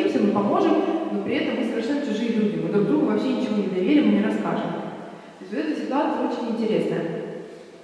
Что касается коллективизма, опять же, да, насколько человек ощущает себя частью коллектива, только 50% детей ощущают себя частью коллектива. Только каждый второй. И что касается коллективной ответственности, готовы нести только 59%. То есть тоже практически каждый второй. Значит, этим задавался вопрос, с кем они наиболее часто вообще вступают в конфликты. И здесь мы видим уже не первый раз, собственно, что дети, сколько у нас здесь, не сталкиваются с конфликтными ситуациями, 33% учащихся. То есть мы этот результат получили еще в прошлом году. Для меня это было очень интересно, потому что, как-то странно. Сразу возникает несколько гипотез. Скорее всего, может быть, дети под конфликтом подразумевают какое-то мордобитие, конкретное оскорбление, они в этом не участвуют, то есть более спокойные дети. Что детям, собственно, все индифферентно. То есть мне абсолютно все равно, главное, меня не трогай, я там с краю, и мне абсолютно нет до тебя дела.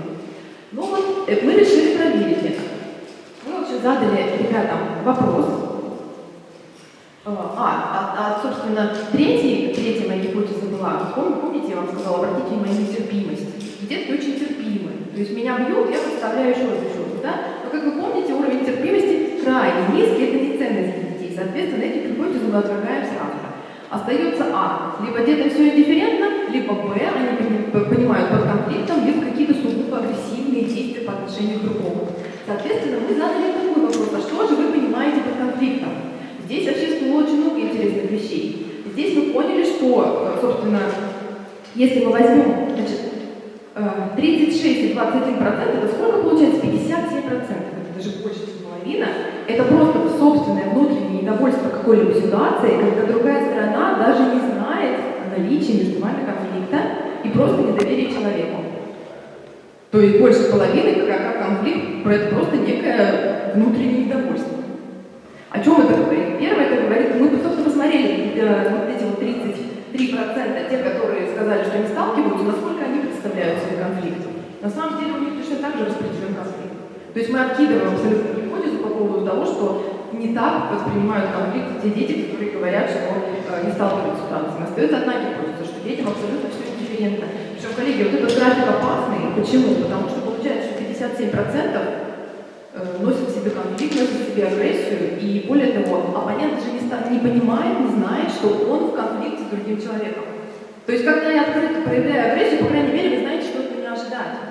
А если я вам мило улыбаюсь, втайне ненавижу, это, наверное, опасная ситуация. Мне кажется, что вам, как педагогам, вот на это следует обратить внимание. Я даже после этого графика, я сейчас уже в анкету внесла для деток новый вопрос. Я хочу посмотреть, вообще спросить, как они себя чувствуют в конфликте, как они его терпят, забывают быстро или носят в себе. Дети в этом плане не особо понимают, зачем мы задаем эти вопросы, и они отвечают честно. В общем, вот эта ситуация очень интересная. Значит, с кем мы видим конфликт встречается? Понятно, что вот меня очень интересно вот этот вот пункт с учителями, преподавателями. Обратите внимание, 9 и 10%. То есть у родителей и детей абсолютно одинаковая интерпретация конфликта с педагогами. Это означает, что родители знают о конфликтах с педагогами. Потому что по всем остальным пунктам конфликты у детей и у родителей расходятся. А вот что касается педагогов, это означает, что родители знают о ситуации, и я так думаю, поддерживают детей в данном случае. Мы видим, что у педагогов здесь ответов в 2 раза больше, чем у детей. То есть о чем подумать, да, интерпретаций здесь может быть много. Давать какую-то оценку, наверное, слишком смело с моей стороны, потому что мое дело представить эти данные. Понятно, что гипотез очень много. Вам, как педагогам, те, кто работает непосредственно с детками, это, наверное, виднее, и вам будет просто интересно эту информацию взять на вооружение. Вот наши друзья, о которых мы говорили, да, что практически это вторая ценность детей, иметь наличие, собственно, верных друзей, 46%. И с одной стороны мы видим прекрасно, да, что мы такие представления о дружбе правильные. Преданность, поддержка, взаимопомощь, доверие, опора, общий взгляд интересов. Но если мы посмотрим на пункт, мы задавали этот вопрос родителям и педагогам, спросили, собственно, что в представлении ваших детей, ваших учащихся это дружба. И вот обратите внимание, что здесь как раз очень в унисон работают педагоги и родители. Они полностью нивелируют пункт опоры и доверия. То есть они говорят, что да, на самом деле они вместе проводят досуг, мы видим, да, педагоги, общий взгляд интересов, может быть взаимопомощь. Но что касается доверия опоры, это, конечно, важно. То есть дети себя... Но с другой стороны, мы прекрасно понимаем, вот я им задаю вопрос, детки мне говорят в Орленке, да они просто ничего не видят, эти родители. Мы очень друг друга поддерживаем. А как поддерживаете? Ну, естественно, как поддерживают? Смайлик отправят, нам мемчик какой-нибудь пошлют или еще что-то. То есть в их представлениях опора, они действительно в это верят, но просто эта опора и поддержка, это некий смайлик в социальных сетях. Мы-то представляем собой опору, поддержку как некое плечо, как отказ от собственных амбиций там, в пользу друга или еще что-то, ну, то, чему нас учили, то, чему нас воспитывали, да? А в представлениях детей опора и поддержка это просто иногда просто промолчать, это иногда просто, то есть это их представление. И спорить здесь, собственно, тоже сложно. Индивидуальное, коллективное. Значит, детям был задан набор тезисов, и им нужно было выбрать, что для них наиболее важно. Мы видим, что отстаивание своих личных границ очень важно для меня 92%. Для меня не особо важен общение, возраст и статус человека, я со всеми общаюсь одинаково, 76%. Для того, чтобы добиться успеха, нужно прежде всего рассчитывать на свои силы, сплоченность работы коллектива не играет особой роли, 73%. На мое настроение никак не влияют взаимоотношения среди моих одноклассников, 72%.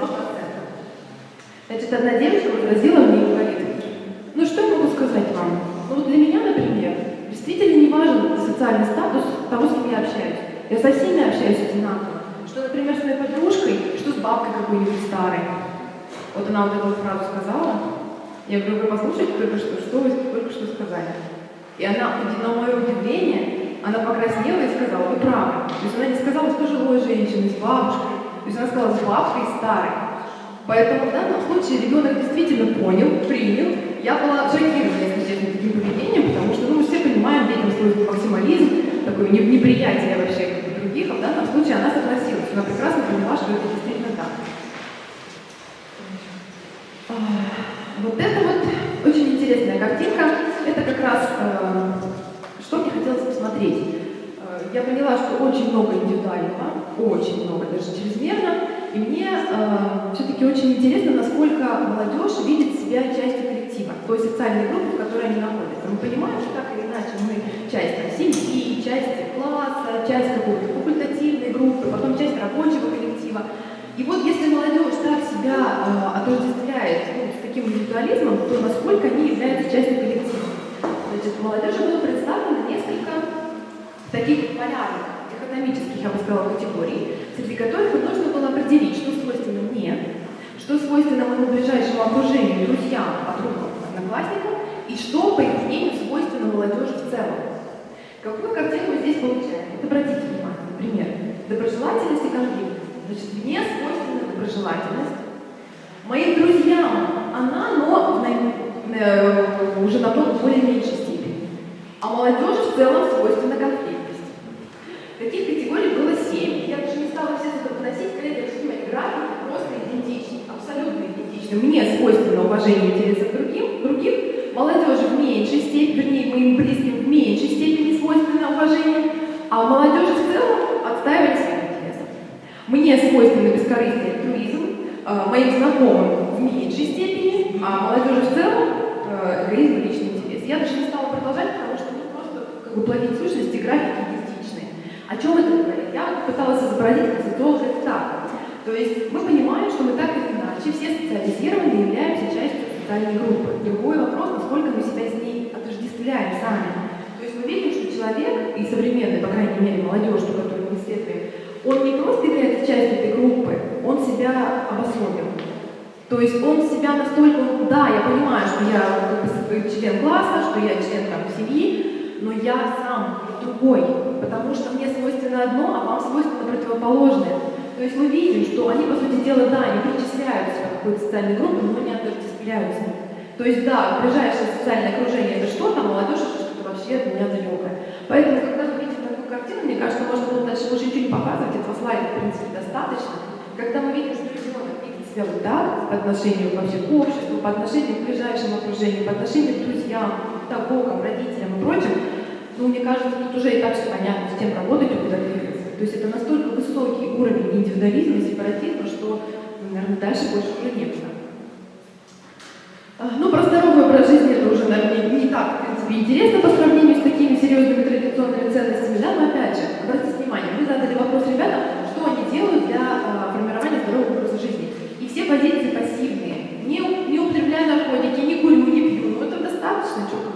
так, что привязались, нормально же общались, да? Соблюдая правила гигиены, ну, спортом здесь мы видим, что очень мало, но обратите внимание, 30% стараюсь не переживать с пустякам, сохранять гармонию психоэмоционального состояния. Коллеги, вспомните наше детство, да?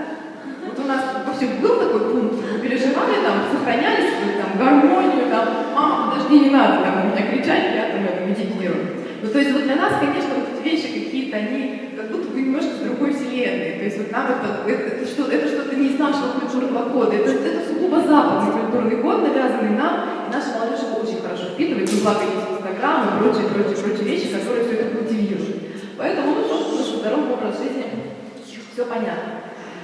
Вот это вот, наверное, тоже адресно к вам, потому что мы видим, что приоритет развлекательным и познавательным существенный. То есть все верхние позиции — это развлекательные позиции, все нижние позиции — это образовательные позиции, познавательные, читаю, образовываюсь, посещаю театры, проценты крайне низкие. А если мы посмотрим на ответы, мы же то же самое проверяем детей, мы же задаем те же вопросы родителям, говорим, а как ваши ребенок проводит досуг?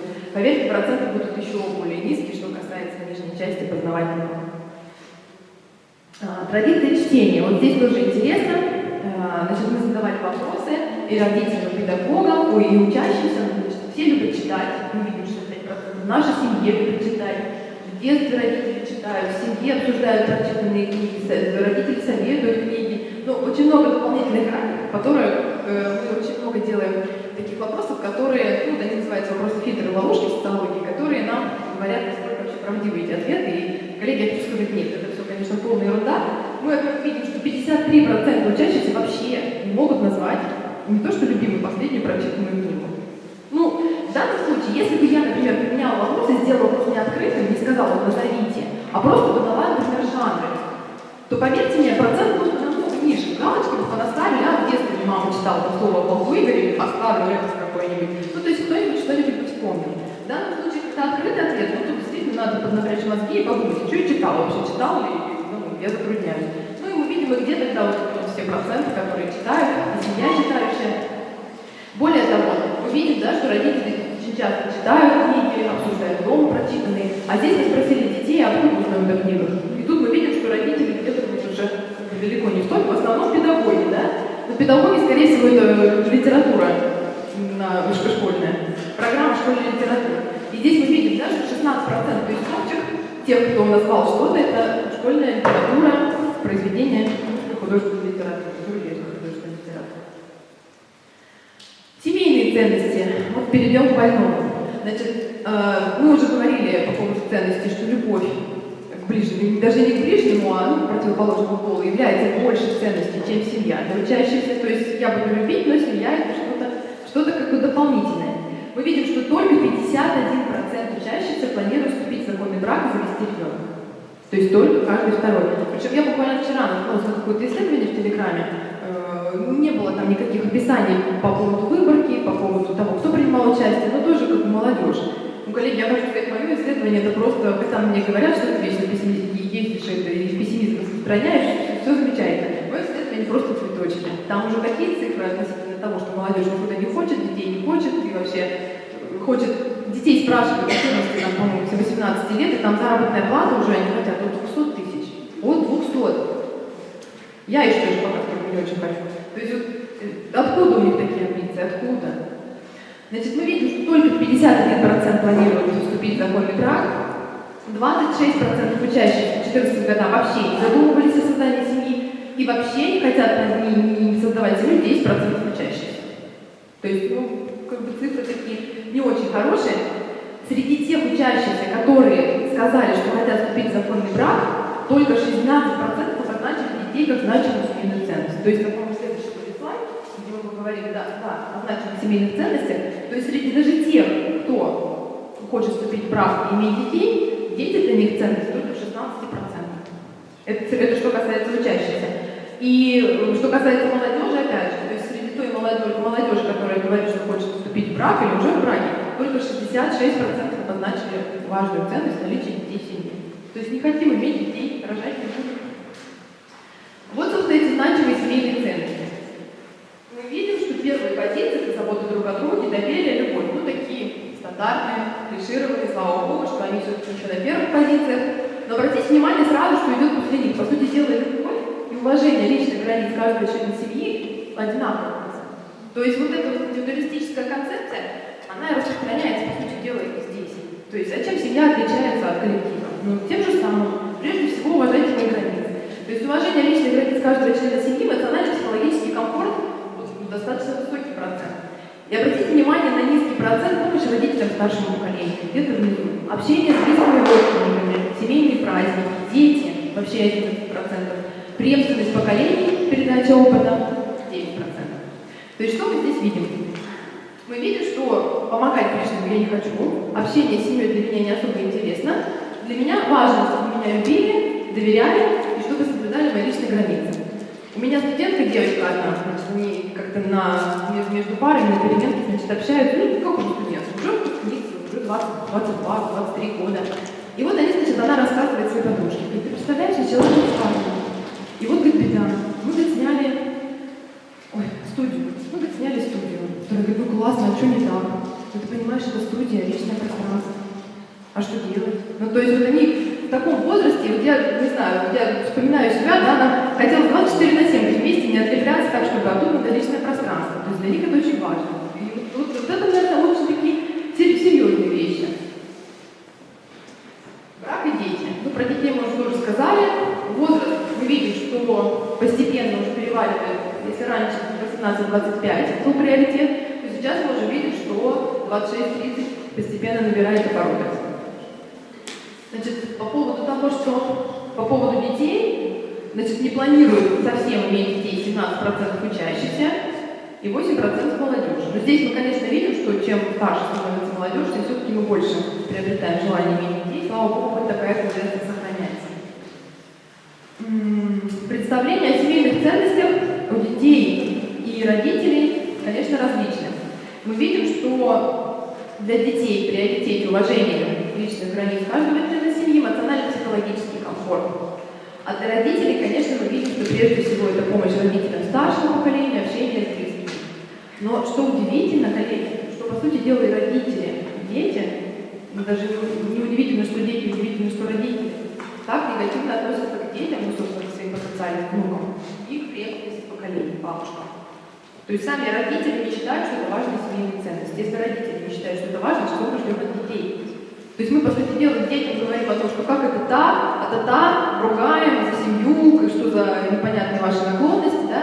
Ну а родители сами не прививают эти ценности. Почему мы тогда что-то требуем от детей? Трудовая деятельность. Мы видим, что, опять же, при выборе профессии самый важный для детей является собственный интерес к профессии, востребованность и перспективность профессии. То есть это то, что позволит мне заработать деньги, то, что пафосно, то, что престижно, то, что статусно. Вот опять же, где советы родителей родственников где-то внизу, там, где наши друзья, вот, советы друзей знакомых, которые для нас большая ценность. Вспоминаем. Значит, что является залогом успеха в профессиональной деятельности? Вот это, наверное, тоже такой вот звоночек не очень хороший. Мы видим, что профессионализм в своем деле, ну, собственно, профессиональные компетенции работника, здесь приравнивают яркой индивидуальности, харизматичности и хорошим коммуникативным навыкам. То есть этих компетенций даже должно быть больше. С одной стороны, мы прекрасно понимаем, почему это происходит. Сейчас из каждого чайника мы слышим, да, что надо уметь себе представить, что красивая картинка в Инстаграме — это все, надо уметь себя продать, а потом от детей требуем какого-нибудь профессионализма. Ну, понятно, что дети, дай бог, чтобы вот эти вот товарищи, которые хотят иметь яркую индивидуальность, харизматичность, коммуникативные навыки, не пошли куда-нибудь во врачи, да, потому что это будет не очень хорошо. Пути продвижения по карьерной лестнице в данном случае на что хочется обратить внимание? Хорошо, что все-таки хорошее образование еще в представлениях о том, что это хороший путь продвижения, наличие собственного бизнеса, личные связи, работа в государственных организациях, то есть примерно каждый пятый бюджетную организацию видит в качестве такой хорошей ступени, отлично. Но молодежные форумы, конкурсы и гранты, молодежные общественно-политические организации, то, чем мы работаем с РСЭМом, просто молодежью, вот по поводу молодежь не особо считает, что это такие интересные пути продвижения. Вот, собственно, Росмолодежи надо над этим поработать. Что важно в профессии для молодежи? И самое важное — иметь высокий заработок, достичь максимального комфорта для себя, ну и видим, такой большой отрыв, делать что-то полезное для общества. Ну, слава богу, что хоть 20%, что хоть каждый пятый что-то хочет делать своей профессии полезное для общества. Это все равно, я считаю, собственно, большая заслуга. Ну, не очень важно иметь отзывчивый доброжелательный коллектив, не очень важно иметь признание и уважение, свой коллективный дух, общая цель, собственно, вообще детей не важна. Видим, что опять же сугубо индивидуалистическая концепция. Кто должен помочь ребенку определиться с выбором профессии? И здесь мы, конечно, видим, что родители считают, что должны помочь определиться либо сами родители, либо дети определяются сами. Вклад педагогов родителей, к сожалению, крайне нивелирует. Хотя мы понимаем, что вся профориентационная деятельность у нас обычно сосредоточена как раз в образовательных учреждениях. Из педагогов у нас обычно ее требуют. Но вот мы видим, что ни дети, ни родители не хотят, собственно, чтобы педагоги этим занимались. Вот опять же друзья, да? Друзья здесь тоже не очень важны.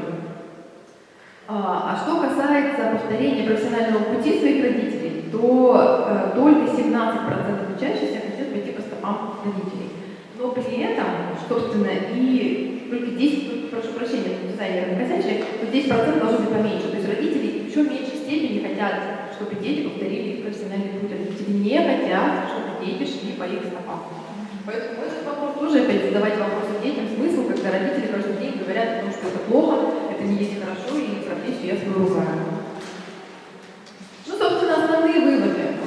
Мы понимаем, что у молодежи сохраняются представления о правильных традиционных ценностях, таких как дружба, любовь, семья. Я бы даже сказала, что есть на данный момент у детей, да, наверное, у нас у всех, сформирована такая дуальность, что ли, картины мира. То есть есть представление о чем-то высоком, но это какой-то как базис какой-то, который над нами, да? И есть, по сути дела, то, в чем мы каждый день живем. Некое практическое представление. Ну вот я говорю, пример тоже очень часто привожу. Вот кто в семье из родителей говорит своим детям, что там, педагог это плохо, но все равно всегда учат, что педагогов надо уважать, педагогов надо там любить, они воспитывают, они хорошие. Вот приходит наш Сашенька или Пашенька домой там стройку. Как мы себя ведем? Опять это стерва, сейчас я ей напишу, у тебя незаслуженно. Что ребенок питает? То, что мама ему каждый день говорит про то, что педагога надо любить, или то, что мама сейчас взяла и, по сути дела, весь авторитет учительницы смешала, ну, собственно, с грязью, да? И вот в этом, собственно, все мы. И то же самое, собственно, с семейными ценностями происходит, и не только с семейными, а вообще со всеми нашими ценностями. Та же самое происходит с друзьями, что да, мы говорим, что надо друзья, то есть это тот потенциал, который дети хотели бы реализовать, это интересно, это некая концепция, которую нужно, но на деле они не дружат. На фокус-группах я очень часто встречаюсь, и родители и педагоги в один голос говорят, какая дружба? Есть потребительская дружба, дружба по статусу. То есть пока есть чем поделиться, пока есть что-то интересное, пока есть совместные интересы, то они дружат. Если нет, ну все, дружбы по сути дела нет. Это я ездила, мы проводили с детьми социально-психологический эксперимент, наш институт проводил, на выявление уровня индивидуального и коллективного. Это было очень интересно, мы, наверное, 2 месяца думали над тем, что вообще, что детям можно, как в экспериментальных условиях попробовать детям показать, проявить себя как коллективисты или как индивидуалисты. Просто вот месяц, наверное, вся общественность в Москве гудела, научная, мы сидели и гуглили, что же вот взять. Был такой эксперимент, может быть, кто-то из вас смотрел, в 1971 году был снят фильм документальный советский, назывался «Я и другие». Этот фильм был снят не просто так. В то время в Америке очень много проводились эксперименты на конформизм, то есть эксперименты Соломона, и было выявлено то, что человек под воздействием других сразу меняет свое мнение. Мы настолько ведомы и конформны, что, ну, собственно, это, как говорит о нашей такой социальной примитивности. Ну, естественно, Советский Союз тогда, противоположность, значит, Америки, решил доказать, что нет, мы не такие, что советский человек, вот он сам себя, никто на него, собственно, не повлияет. И вот в рамках как раз вот такого вот эксперимента был один из экспериментов, направлен на выявление уровня индивидуального коллективного у детей. Помимо других экспериментов на конформность, давали деткам, например, кашу, солили жутко. А одному ребенку, который рядом сидит, например, кашу сладкую давали, а он ее пробовал, ему будет вкусно, он такой, да, очень. А девочки, которые рядом, солили так, что есть невозможно. И ей, значит, дают эту кашу соленую, а другие-то сказали вкусно, и она сидит, она давится, она не знает, как эту кашу съесть, но она говорит вкусно. Почему? Потому что она боится, ну, собственно, быть не такими, как все, потому что она боится сказать что-то против. Вот таких экспериментов было очень много, и вот в рамках этого несколько. Посмотрите, очень интересно с точки зрения воспитательной функции, он по педагогам, так и называется «Я и другие». 1971 года он в открытом доступе, минут 40 всего черно-белый. И, значит, вот один из экспериментов, который направлен на выявление коллективного, значит, деткам предоставили выстрел в тире. То есть, если ты стреляешь сюда, то тебе дают рубль. Я, конечно, мне сложно сказать на 71 год, да, но я так понимаю, что рубль на тот момент это были большие деньги. И ребенку, значит, давали возможность. Если ты стреляешь в мишень в эту, значит, ты получаешь рубль себе. И тратишь, собственно, как его хочешь. Если ты стреляешь в правую мишень, то ты рубль ты кидаешь на пользу класса. Вы потом в классе все, собственно, потратите эти деньги. Ну и, в общем, эксперимент, как, ну, по крайней мере, то, что нам показали, мы же понимаем, что в Советском Союзе никогда бы не вышел фильм и не показали, даже если бы дети выбрали индивидуальное, но это просто было с точки зрения идеологической позиции неверно, да, неправильно. Вроде как 80-20 выбрали в пользу коллективизма, то есть я отдам коллектив, 20 так или иначе уже в то время выбрали, собственно, в пользу себя. Мы понимаем, что здесь, с точки зрения психологии, если вы, например, ребенку показывали, сколько там выстрелила в мишень, то есть это тоже некое давление манипулятивное, то есть там очень много всяких факторов, и нам надо было воспроизвести этот эксперимент. Ну и что мы, собственно, думали, чтобы сделать? Деньги надо было исключить. Ну мы все понимаем, что мы с родителями сейчас работаем, если мы начнем сейчас на деньги работать, то нам настолько заявок напишут. Деньги надо было исключить. А что вот такое? Телефоны для деток важные, забрать телефоны, но как-то временно. В общем, мы не нашли ничего такого, собственно, ларчик просто открывался, мы устроили эстафету, где ребяткам было предложено, ну, достаточно элементарные несколько таких инстанций, пройти какие-то там когнитивные некие задания, ну, простые там слова какие-то найти, где-то физические мячики закинуть в корзину, то, с чем справится абсолютно любой ребенок. То есть никаких сложных интеллектуальных задач, никаких там физических, то, с чем справится любой. Ну и, собственно, стояла копилочка на каждом столе, на каждой станции, и деткам надо было выбрать, значит, сразу, то есть вот он все сделал, вот, отлично, молодец, вот твоя, собственно, монетка. Причем фишка была в том, что монетку ребенок должен был обязательно взять и подержать. Потому что это некий символический капитал. Нам всегда расставаться было сложнее с тем, что мы уже имеем, чем с тем, чем мы еще не обладаем. Поэтому ребенку давалась эта монетка, он ее подержал, классно, причем монетки были такие симпатичненькие, и потом надо было принять решение. Он оставляет эту монетку себе, и, собственно, может потом обменять на символический приз. Мы говорили, что будет приз, но мы не говорили, какой, не уточняли. Или может кинуть ее в копилку. И знаете, было, конечно, наблюдать очень интересно, потому что кто-то тряс копилку, хотел посмотреть, то есть скинуть с себя ответственность. То есть если там много, я могу забрать себе. Кто-то, например, сразу, обычно это детки, которые, ну, в общем, были такие дети, которые, сразу результаты скажу, что, конечно же, где-то примерно, ну, 80% детей 50-50 распределяли, то есть, например, или 2 себе одну коллективу, или 2 коллектива одну себе. Были те, кто отдавал абсолютно все, и были те, кто забирал абсолютно все себе. Как показал опыт, потому что мы таких экспериментов проводили несколько. Самая здоровая позиция – это когда я, собственно, себе забираю, но это просто чисто психологическая позиция, когда я отдаю все, это тоже не есть правильно, потому что, значит, какие-то тоже есть нарушения, какие-то проблемы. Детки, которые все забирали себе, это те детки, которые не уверены в себе, у которых проблемы социализации, которые проблемы взаимодействия с коллективом, которые очень сложно находят общий язык, у кого нет совершенно никаких приятельских отношений в классе, то есть они закрываются. Причем вот эти дети, которые, я так думаю, что при должном обращении, при нужной социализации, они бы, конечно, совсем по-другому раскрылись. Вот это те дети, на которых нужно вот нацелить, направить особое внимание. Была девочка, которая, наоборот, отдала все совершенно.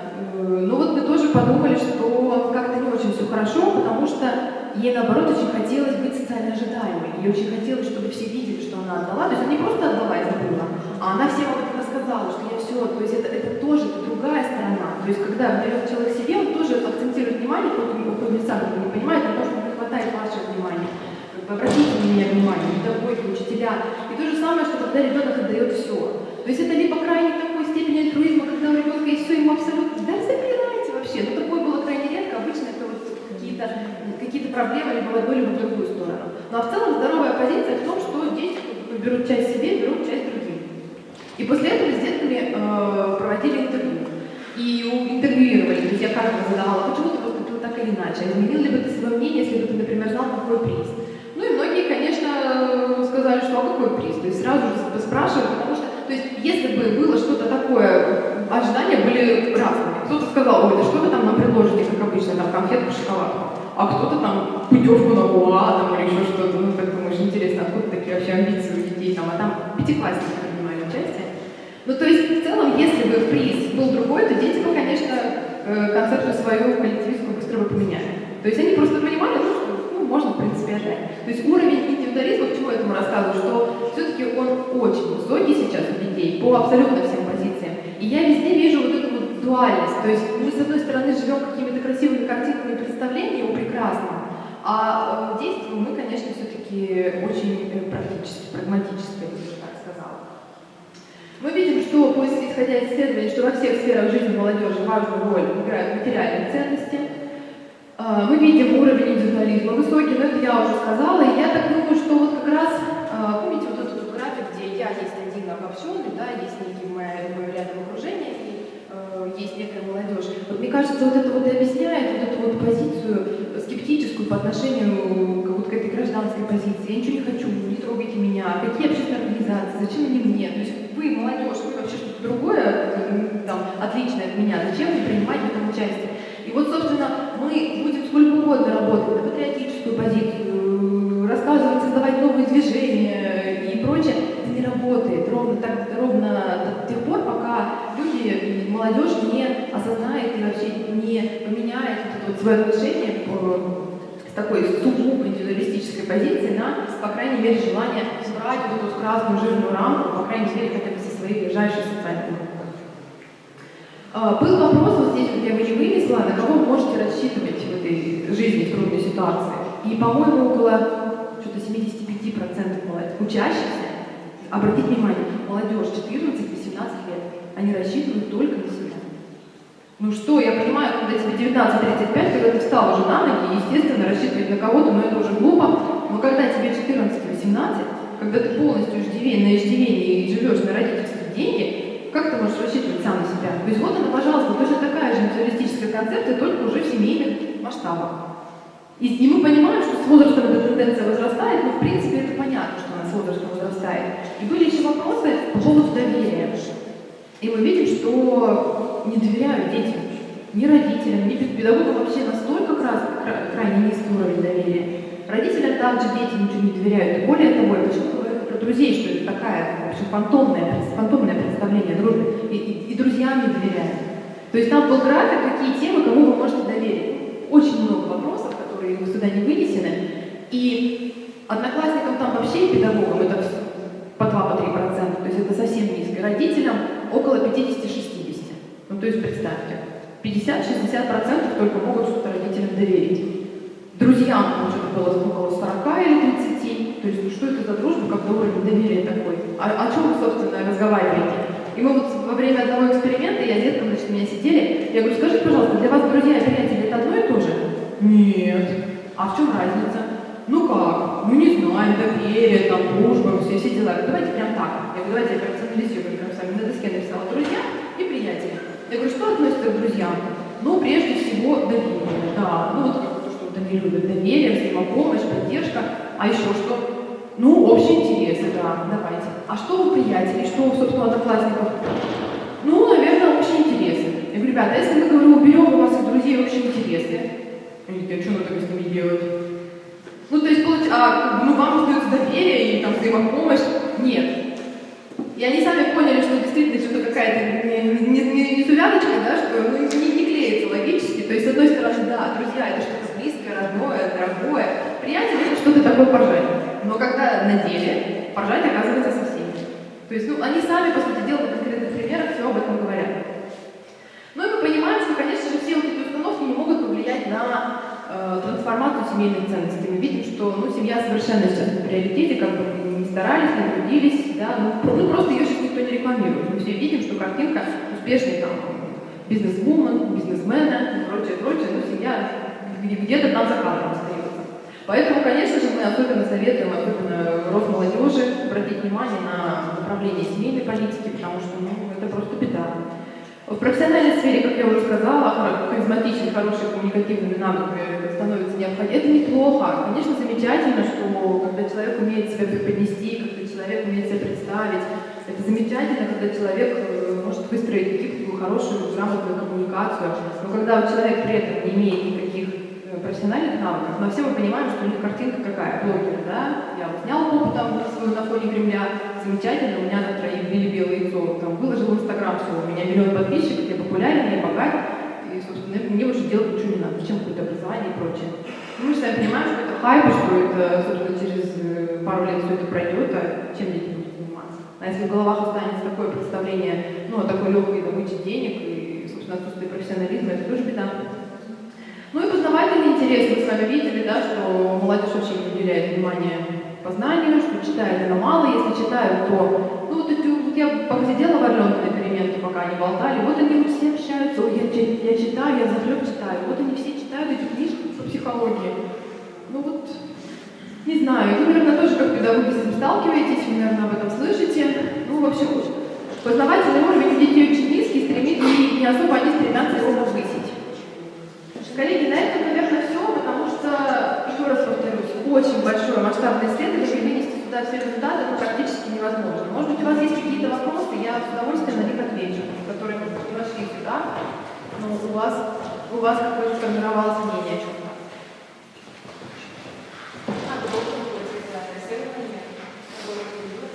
Ну, исследование СПОР, на самом деле, несмотря на то, что это более 200 тысяч ответов, проходит очень быстро, потому что мы же работаем через Минпросвет, и нам достаточно, если у нас абсолютно масштаб вся Россия, то 2-3 недели мы собираем эти 200 тысяч. Фокус-группа, конечно, немножко подольше, потому что здесь надо приехать в какую-то точку России, провести, собрать. Фокус-групповые исследования более тяжело идут, а потом, собственно, и проанализировать, обработать. Если, например, с точки зрения обработки онлайн-исследований, то это элементарно, заранее все структурировано, где образуются графики, хоть 200 тысяч, хоть миллион, хоть 5 миллионов. То в данном случае фокус-групповое исследование это сложная структура, потому что это обычно запись на диктофон. И 2-3-часовая беседа, потом должна быть обработана, проанализирована с точки зрения каких-то смыслов. То есть здесь вот именно такая содержательная работа, намного больше длится. Ну, в целом, сбор данных намного дольше разрабатывает, потому что хочется посмотреть не просто какие-то фактологические данные, хочется посмотреть какие-то более глубокие корреляции. Да? Такая мыслительная деятельность у занимает намного больше времени, чем сбор. Вот, ну, это так. 2 недели, 2-3. Можно еще вопрос? Да, конечно. Вот от вас прозвучала такая мысль о том, что какими-то мероприятиями влиять на формирование таких вот ценностей как бы не очень эффективно. Вы сказали, что нужно менять в корне вот как бы их внутреннюю... Нет, я не сказала о неэффективности, я сказала о том, что мы проводим массу мероприятий, коллеги, это можно, по сути дела, ассоциацию провести с полем. Если у вас благодатная почва, куда вы сеете все эти мероприятия, то у вас все это взрастет. А если вы сеете, извините меня, в асфальт, то до свидания. Мы попрыгаем перед ними в очередной раз флагами, помашем, а они сидят, я в своей концепции, я концепция, люби себя нежно. Ну и смысл, ты можешь долго рассказывать. Вот я сегодня слушаю, я понимаю, что у меня слезы на глазах, мне жалко, и вообще жуть. Я понимаю, что большинство нашей молодежи не разделяет таких эмоций. Ну, им все равно. Мы же понимаем, что для большинства как война это где-то там, в интернете. Когда мы не видим этого реально, мы не ощущаем, у нас нет никого близких, кто там. Но это что-то, то, что в Телеграме там пишут. И поэтому привить вот это вот через просто какие-то вещи, это надо глубже сейчас, правильно было сказано, что мы 20-30 лет ничего не делали, что воспитания не было вообще. А теперь мы хотим, чтобы все были воспитаны, причем правильно воспитаны. Такого не бывает.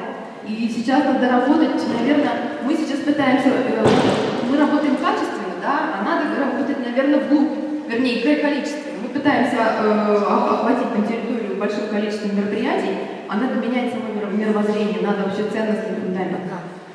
А вот это я вас хотела спросить, вы думаете, что я знаю, и кто-то или разве знает? Вот для чего я, собственно, провожу такое исследование, почему я смотрю не только на то, о чем думают дети, но и что думают родители, педагоги. В большинстве своем иногда, знаете, получаем безумные какие-то цифры, например, в кадетских корпусах. Я сейчас, вы, наверное, обратили внимание, у меня нет практически слайдов по патриотизму. Мы принципиально вообще исключили этот блок, потому что тема сейчас достаточно сложная. А если мы получим результаты не очень хорошие, мы понимаем, что мы получим не очень хорошие, зачем? Зачем? В общем, мы просто пока вот этот вот блок исключили. И я очень часто задаю по кадетским, не договорила, по кадетским корпусам, в которых детки обучаются, казалось бы, там уровень патриотизма должен быть у детей зашкаливающий. Он ниже, чем в общеобразовательных школах. Но вот нам это о чем-то говорит. Я не зря вам показывала педагогов и родителей. И здесь, в принципе, тоже было очень много, не было графиков, в которых бы, слишком большое исследование. Но, коллеги, я вам хочу сказать, что все плохо, как говорится, рыба гниет с головы. Дети — это лишь то, что мы имеем впоследствии. родители, которые сами считают, что ничего не надо, и которые сами не считают, что нужно иметь детей, что не надо взаимодействовать с бабушками, что бабушки ценности, оказывается, не прививают, и, собственно, сами никаким образом не пытаются и считают, что это не сложность, когда они с детьми не общаются. Ну, то есть, если родитель, который считает, что я с ребенком провожу мало времени, и это не проблема воспитания, ну, наверное, вот здесь зерно кроется. И поверьте мне, среди педагогов очень много такого, что мы понимаем, что вот, когда мы ездили по фокус-группам, иногда прям видишь, особенно у более возрастных педагогов, такие вот глаза с болью, потому что они говорят, они сами говорят, мы услуга. Когда родитель имеет право там мне в мессенджеры постоянно строчить, а почему у него сегодня 4, а он готовился вчера весь вечер сидел, вы что себе позволяете? Коллеги, о каком патриотическом гражданском воспитании мы можем говорить, когда педагог, ну, по сути дела, ну, такое светило, для нас всегда учитель был, это что-то, мы попробуем там что-то сказать грубо или нахамить, и что мы сейчас видим? Если он изначально не уважает того человека, который в него вкладывает столько души, ну, кого он будет уважать дальше? Я на своего ребенка смотрю, например, ну, я жестко воспитываю, я сразу говорю, я жесткий родитель. И вот мне она рассказывала, как мама, я прихожу в гости, там просто откровенно родители посылают маму. Она говорит, ты меня убила. Ну, у нас такого просто не было, потому что мне достаточно взгляда, и ребенок все понимает. Но мы понимаем, что вот, проведя это исследование, причем очень много физических наказаний. Родители сами признаются, да, физическое насилие, какие методы воспитания вы применяете? Ну, приличный процент физическое воспитание, то есть, да, бью, значит, люблю, но долго не меняется. Пока у родителей, у педагогов, ну, у педагогов здесь сложнее, мы все сами понимаем специфику, мы понимаем, что далеко не все идут, что профессия далеко сейчас не привилегированная, что уровень заработной платы, престиж и прочее. Дай Бог, чтобы мы сейчас это все подняли, чтобы был педагог и прочее, все эти мероприятия, чтобы это все работало на это. Мы будем надеяться, если мы не поднимем, я говорю, у нас же все равно, что хорошо, я вам говорила о дуальности картины, то есть ну, представление прекрасно уже есть, значит, их надо каким-то образом что-то культивировать, развивать. Значит, не так все плохо. Не только вот мы какими-то такими Макдональдсами там и живем и вейпами. Значит, все-таки есть представление прекрасное, но надо достать откуда-то глубоко и вынести на поверхность. А вот это все остальное мишура, как бы западная, она отпадет. Но нам нужно сосредоточиться на этом ядре, это самое сложное. И меры, ну, если так было все легко, я пришла, все рассказала, все вы сделали, это было бы, конечно, это целое, я не знаю, это просто изменение, это, я бы даже сказала, нужна идеологическая работа. Многие ассоциируют идеологию с, ну, такими сталинскими, да, временами, что это некое навязывание и прочее. А я все-таки идеологическую работу подразумеваю, что когда у государства есть действительно идеология, и в рамках ее мы воспитываем наших детей, мы даем четкое понимание того, что хорошо и что плохо, а у нас сейчас, наверное, мы только сейчас начинаем к этому приходить. Потому что до этого мы как-то не давали никакой оценки. Ну, хочешь мальчик, хочешь девочка, хочешь, но ну, как угодно тебе, я тебя назову. Вот когда, вот, наверное, вот эта вот идеологическая такая направляющая, содержательная будет структурированная и достаточно такая вот обеспеченная на уровне государства, оно пойдет. Я так думаю, что пойдет, конечно, нужно время. Такие тектонические сдвиги, я бы сказала, целый культурный код надо поменять. Потому что начиная с 90-х годов мы действительно активно навязывали западный расслабленный культурный код. А сейчас мы хотим снова возродить какие-то такие ценности. Религия в качестве ценности менее 5%. То есть, ну, я понимаю, что это может быть не основная должна быть доминанта, да, но так или иначе. 5%. А все-таки религиозные догмы, мы же понимаем, что так или иначе это моральные догмы. Можно сколько угодно говорить о конфессиональной принадлежности, но любая религия это прежде всего моральные ценности. И поэтому, если мы говорим о том, что нам это не ценно, ну а что тогда для нас ценно? Вот для нас ценна концепция, для нас ценны личные границы. Ну вот, собственно, имеем, что имеем. Поэтому здесь такая нужна массивная и масштабная работа на всех уровнях абсолютно. Мы будем надеяться, что она даст какие-то плоды. Я ответить на этот вопрос, к сожалению, некомпетентна от слова совсем. А можно еще такой Да, вопрос? Вы говорили про личное пространство, нас эта тема очень так зацепила, и мы немножечко подискутировали. Вот ваша точка зрения, это плохо или это хорошо? Да вот здесь сложно давать. Мы когда с коллегами тоже сидели, у нас на коллеге, это замечательно. Опять же, проблема интерпретации. Как вы понимаете личное пространство? Что, например, вы не лезете в чужой телефон, не читаете сообщения. То есть это одна трактовка. А другое, это что, вот в комнате закрылся, там, родители, им все равно, что они делают, там, меня не трогайте, у меня свое время, до свидания.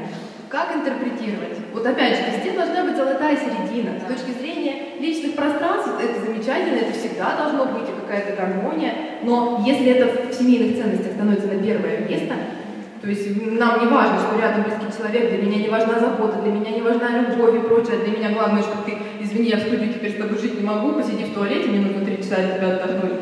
Ну, а что не дальше в семье?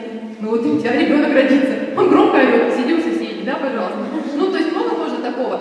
Проблема интерпретации. Все должно быть очень гармонично. Вот на мой взгляд, что как-то баланс должен быть во всем, и тогда будет хорошо. Так может тогда перенасыщенность жизни происходит? Я когда только начала работать учителем, я приходила домой, мне действительно надо было сказать, хоть в туалете, но Это у всех, наверное, 4 такое. часов. Коллеги, конечно, здесь этот информационный шум, с которым мы сегодня сталкиваемся, это другая проблема. Это выгорание, прежде всего. Опять же, те, кто Нет, но работает среди ребят то же самое, когда им просто хочется просто. Опять же, эта проблема, даже нам кажется, вот ребенок целыми днями сидит в телефоне, вот он один. И вот он устает вот от этого сидения в телефоне морально, эмоционально намного больше, чем если бы он весь день бегал с ребятами, играл, там, общался и разговаривал. Потому что вот эти вот постоянно... Вот почему дети сидят в соцсетях? По сути дела, это такая же коммуникация, только виртуальная. Просто она более безопасная. Они боятся, что в личной жизни, там, в таком в общении в личном, там, кто-то может обидеть, кто-то может там что-то сказать или не принять его таким, какой он есть. А здесь он себя очень уверенно чувствует. То есть, по сути дела, тут опять же всплывают столько проблем из этих онлайн-коммуникаций. Все вот эти вот, ну вот опять же, далеко не будем ходить, все вот эти знакомства, тиндеры и прочее. Мы, по сути дела, сейчас живем в потребительском обществе. Ну что такое тиндер? Смахнул вправо или влево? Творожок купил, там, Данон или там еще какой-то там, Данил. Мы выбираем так себе человека. То же самое и в онлайн. То есть мы сидим, мы общаемся, большинство детей, друзья, в онлайне. То есть, ну, естественно, он доверие проявляет, он ему смайлик отправляет, он считает, что он правда для него опора, надежда. И, конечно, он от этого устает, потому что он с утра до вечера сидит просто вот, а это такой переизбыток информации, это естественно. Поэтому здесь говорить о том, что нужно побыть одному, это личные границы, это, наверное, другое. Личные границы, это, наверное, когда я вообще, вот в моем понимании, что ну, для меня не важно мнение другого, для меня не важно, рядом человек там старается пухтить, я буду заниматься своими делами, мне все равно, что нужно помочь или еще что-то. В данном случае я, конечно, интерпретирую с такой традиционной точки зрения. Как понимают это как бы молодежь, это уже, конечно, другое. Но сам факт, я так думаю, что, коллеги, если бы нам задали с вами такой вопрос, лет так, ну даже 10 назад, ну вряд ли мы бы личные границы поставили на первое место. Неважно, как мы их трактовали. Ну потому что для нас ценности были другие. И для нас было важнее поддержать действительно человека, чтобы человеку было рядом хорошо. Ну вот приезжаешь кому-нибудь домой в гости, да, ну первое, что тебя накормят, там, напоят или еще что-то. Ну а когда личные границы? Ну ты пришел, посиди там где-нибудь, там, это мы тут заняты или еще что-то. Это, говорю, все вопрос трактовки, но все-таки хочется верить, что вот молодежь под этим подразумевает именно «не трогайте меня», вряд ли они подразумевают то, что он не будет маму будить, там, пока мамочка спит, чтобы он там пусть это спится. Я очень думаю, что не так.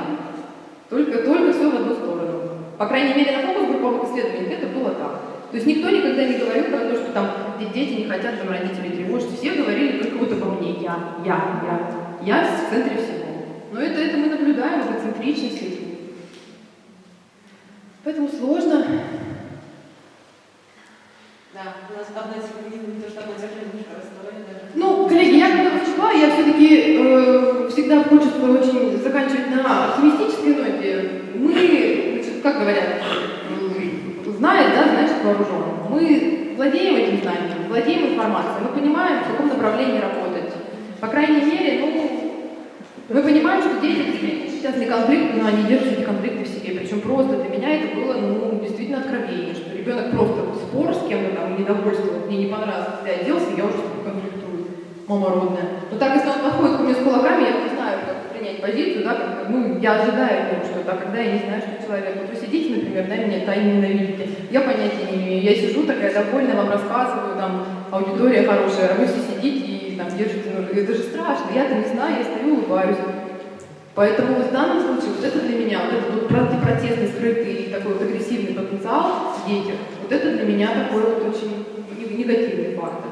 Если семейные ценности мы как-то прибьем, то надо вот это вот... Понятно, что возраст этот молодежный, это чисто психологический возраст протеста. Мы всегда будем против, молодежь всегда против, неважно. Вспомните любые события, там, 69-го года, 61-го, молодежь всегда против. Но одно дело против концептуально, а другое дело, когда в таком юном возрасте дети начинают ненавидеть просто окружающих, просто потому что что-то им не понравилось. я надеюсь, я желаю нам всем успехов, не надо расстраиваться. Мы, собственно, для этого здесь и собрались, для того, чтобы мы задумались, и более того, не просто задумались, чтобы мы поменяли, что как бы мы педагоги, от нас это все зависит, и если мы с вами не напряжемся, то никто не напряжется. Поэтому иногда я понимаю, что выгорание, я понимаю, что взаимодействие с родителями крайне тяжелое. Более того, я не работаю со школьниками, я работаю с студентами. Но иногда даже в студенческой среде приходит мама и начинает мне качать права, какой у нее 25-летний Вася, хорошая, я вот ему не приняла у него зачет. Поверьте мне, бывает такое. И очень много приходится выслушивать, и адекватности мало. Но нам с вами надо держаться, потому что на нас с вами будущее поколение. Я желаю вам всем успехов в этом нелегком деле.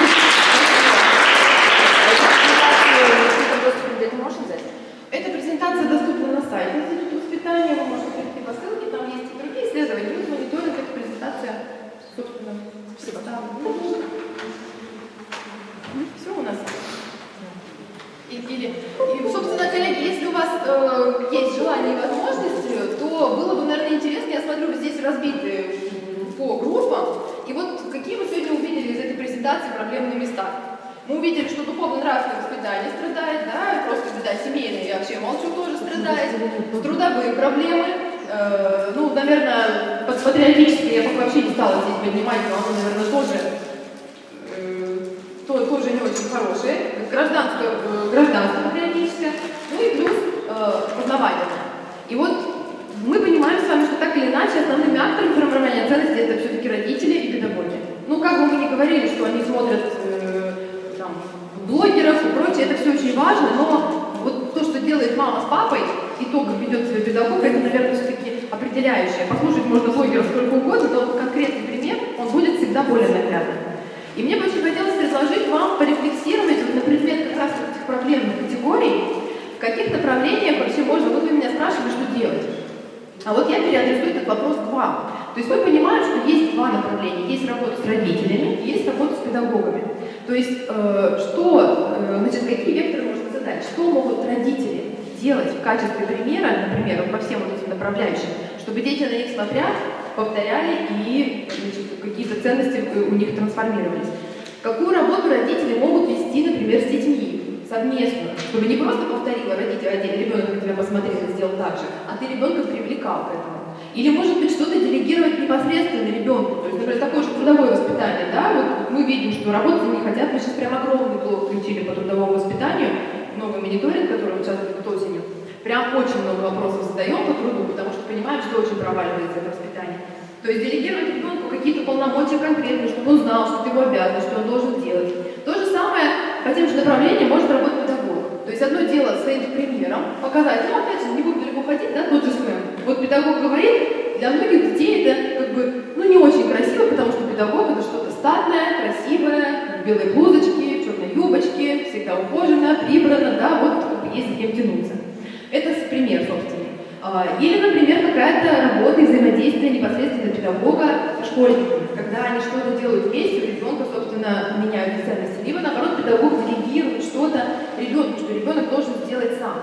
И вот мне бы очень хотелось, чтобы вот вы подумали, педагоги, какие, мы обычно устраиваем такие групповые сессии с родителями, правда, какие конкретные мероприятия, какие меры вот можно по всем вот этим направлениям предложить, по сути дела, вот по этим 6 векторам. Два основных вектора – это родители и педагоги. И вот эти вот 3 подвектора – это то, что родитель или педагог может показать в качестве примера. И ребенок волей-неволей будет повторять, потому что, ну, все мы понимаем, что так или иначе дети – отражение своих родителей, что бы мы ни говорили.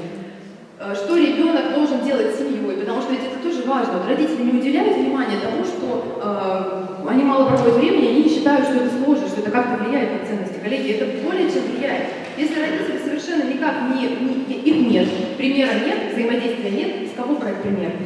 Ну, понятно, что остаются блогеры, остаются там внешняя среда и прочее. Когда есть родители, так или иначе своим авторитетом они все равно эту внешнюю среду перебивают. Поэтому какое-то взаимодействие с родителями или с педагогами, так или иначе, потому что педагог это все равно наставник, это все равно учитель. И какое-то взаимодействие, то есть когда ребенку предоставлены какие-то права, может быть даже иногда аферизмы различные, но чтобы он понимал, что есть некая социальная ответственность на нем, что он член коллектива, неважно какого, семейного коллектива или класса, трудового коллектива, что он понимает, что от его действия будет что-то зависеть. И вот по всем вот этим направлениям, вот опять по семейному воспитанию, как-то изменить вот это вот отношение к желанию иметь детей, к желанию создавать семью, к желанию оградиться, иметь личную границу чрезмерную, к желанию не общаться с бабушками. То есть вот какие мероприятия мы здесь можем предложить? То же самое относительно трудового воспитания, то же самое относительно гражданско-патриотического воспитания. Ну, по сути это дело, тоже гражданское воспитание, начинается с элементарного, просто выйти на субботник, например, с семьей. Но это же то же самое. Если я буду обратила внимание, очень важно, и мы этого абсолютно не учитываем, мы когда ездили по фокус-группам, мы уехали, куда же мы уехали? В Норильск, куда-то мы, в общем, уехали далеко. И я поймала себя на мысли, что, проводя фокус-группы с родителями, с педагогами, и с детьми, я вот чувствую какую-то такую... Ну вот если до этого как-то детку спрашиваешь, определяются какие-то ценности. У кого-то в большей мере такие традиционные, у кого-то, наоборот, такие слишком чрезмерно материалистические. А когда мы приехали туда совсем, вот, куда люди приезжают на заработки, я поняла, что что-то не так. Ну вот просто я не вижу какой-то ценностной картины, не могу сформулировать после фокус-групп, что у родителей, что у педагогов, что у детей. И я не могу понять, что происходит. Я с коллегой тоже обсуждаю, но говорит, у меня такая же ситуация. И потом мы стали анализировать, и мы поняли, что на самом деле здесь нет практически местного населения. Здесь в основном все приезжие, то есть у людей нет малой родины, она где-то там. А здесь они чисто на заработок. И дети это понимают, потому что родители транслируют, что мы сюда приехали чисто заработать, а потом уедем. И вот этот период, казалось бы, 10 лет, которые они здесь, а ребенок как раз формируется, потому что они приезжают в 6 лет, там 6-7, и вот они уезжают уже 18. Он как раз был сформирован в тот период, когда у ребенка нет малой родины. А это очень важно. Я раньше к этому как-то сама относилась, не так поржать, малая, а что такое малая родина? Коллеги, это настолько важно, это действительно формирует нас как человека. Когда ты хочешь просто работать, помогать, вот, чтобы было хорошо чисто в твоем подъезде, чтобы было хорошо чисто в твоем дворе, помочь бабушке, дедушке, там, я не знаю, еще кому-то. То есть вот это вот осознание и отождествление себя с некой малой родиной, это действительно так важно. А вот это, мне кажется, детям сейчас мы очень мало придаваем. Вот эти вот все вот региональные наши музеи, краеведческие и прочее, это тоже становится какой-то такой, ну как-то мы не обращаем на это внимания. Вот на что еще нужно обратить внимание, что малой родины у детей нет. Вы сейчас рассказываете, это прям проблема Воркуты. В Воркуте все временно, каждый житель, процентов 60-70 мечтают уехать в Воркуты, и прям маленький процент тех, кто живут здесь постоянно. Есть чуть побольше людей, которые любят Воркуту, но все равно скоро уедут.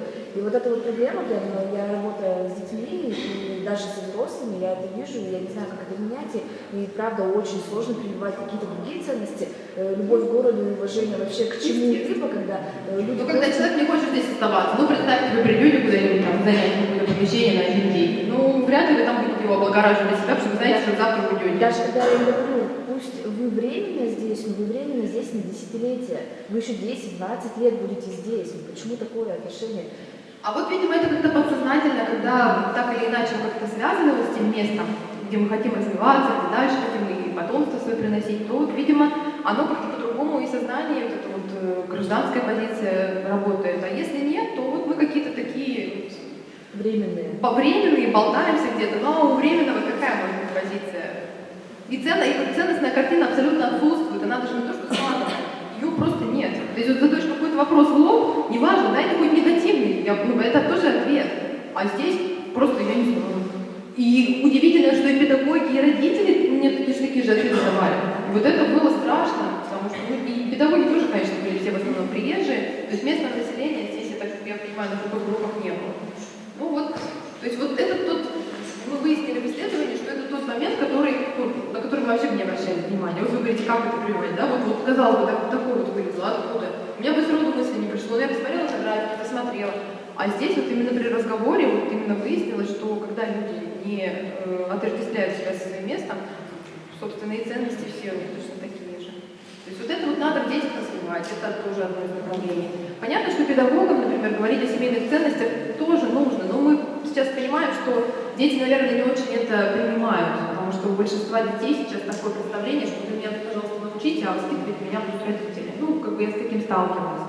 Но так или иначе, конечно, педагог должен на своем, может быть, примере как-то вот транслировать эти ценности. То есть вот по всей... Конечно, не обязательно. Иванов, ты хочешь сколько детей? Не хочешь, иди сюда без сейчас я тебе устрою. Но, конечно же, нет. Естественно, все это надо... Я поэтому и говорю, что такие вот целенаправленные взаимодействия непосредственно с самим ребенком, это, наверное, самая, последняя стадия. Поэтому так вот и не работают наши мероприятия по патриотизму. Так, ну-ка быстро всех собрали, все постояли, помахали, мы вас сейчас видео снимем, фотоотчеты отправим. Ну и что у детей отложилось? Больше степени так и проходит. Ну, я в курсе, я в этой системе давно, поэтому эту боль я разделяю и понимаю. Ну, собственно, я о чем говорю, что мы работаем по верхам. Мы делаем это для галочки, для того, чтобы отчитаться, для того, чтобы ребенок сам туда пришел и сам захотел вот так вот принять участие. Но это же, наверное, надо как-то, это по-другому надо делать. Это надо как-то понятно, что это сложно, понятно, что здесь нет механизмов прописать, вот скажите, что нам сделать, мы сделаем. Это теперь, это менять культурный код надо, и это...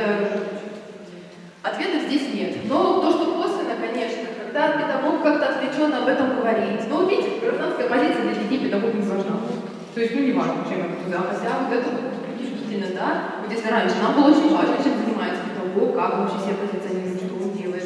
А детям сейчас не важно. Вот мне, пожалуйста, информацию доложи структурированно, точку могут тебя должен научить, ну и все, до свидания. А вот когда человека педагоги не видят, вот, наверное, надо, чтобы постепенно приходить к тому, чтобы дети видели педагоги человека, и тогда он спокойно станет транслятором ценностей. Потому что, ну, родители уже видят человека, видят, так или иначе, хоть и не отрицают это, они дают пример. И вот педагог должен тоже стать. И тогда он сможет транслировать что угодно. Хоть семейные, хоть трудовые, хоть воспитательные, все что угодно. Вот наша задача, как всю эту ситуацию преломить, и будем верить в хорошее, нельзя заканчивать на пессимистической ноте. И в целом, будем жить и радоваться. Наша миссия великая. И слава Богу, что да, ура, что есть такие... Цель поставлена, да. Реализация. Вижу цель, не вижу препятствий. Даже вот сейчас, да, вот сколько нас здесь находится, каждый приедет в свой регион, хотя бы даже в своей школе, в своем классе, Конечно. он начнет это делать, Конечно. реализовывать. Поэтому все начинается с единицы, а уж дальше масштаб. Поэтому желаю вам всем успехов. Спасибо вам.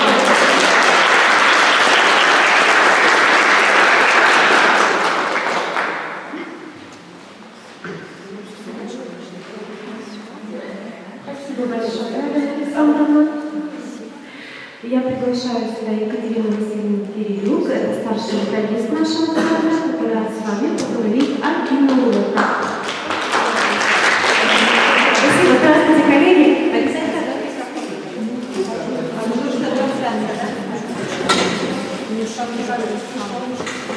Это, значит, сейчас о киноуроках поговорим, потом у вас экскурсия, и потом мы встречаемся после экскурсии в 12. Коллеги, здравствуйте еще раз. Да? Мы продолжаем тему ценностных ориентиров наших обучающихся.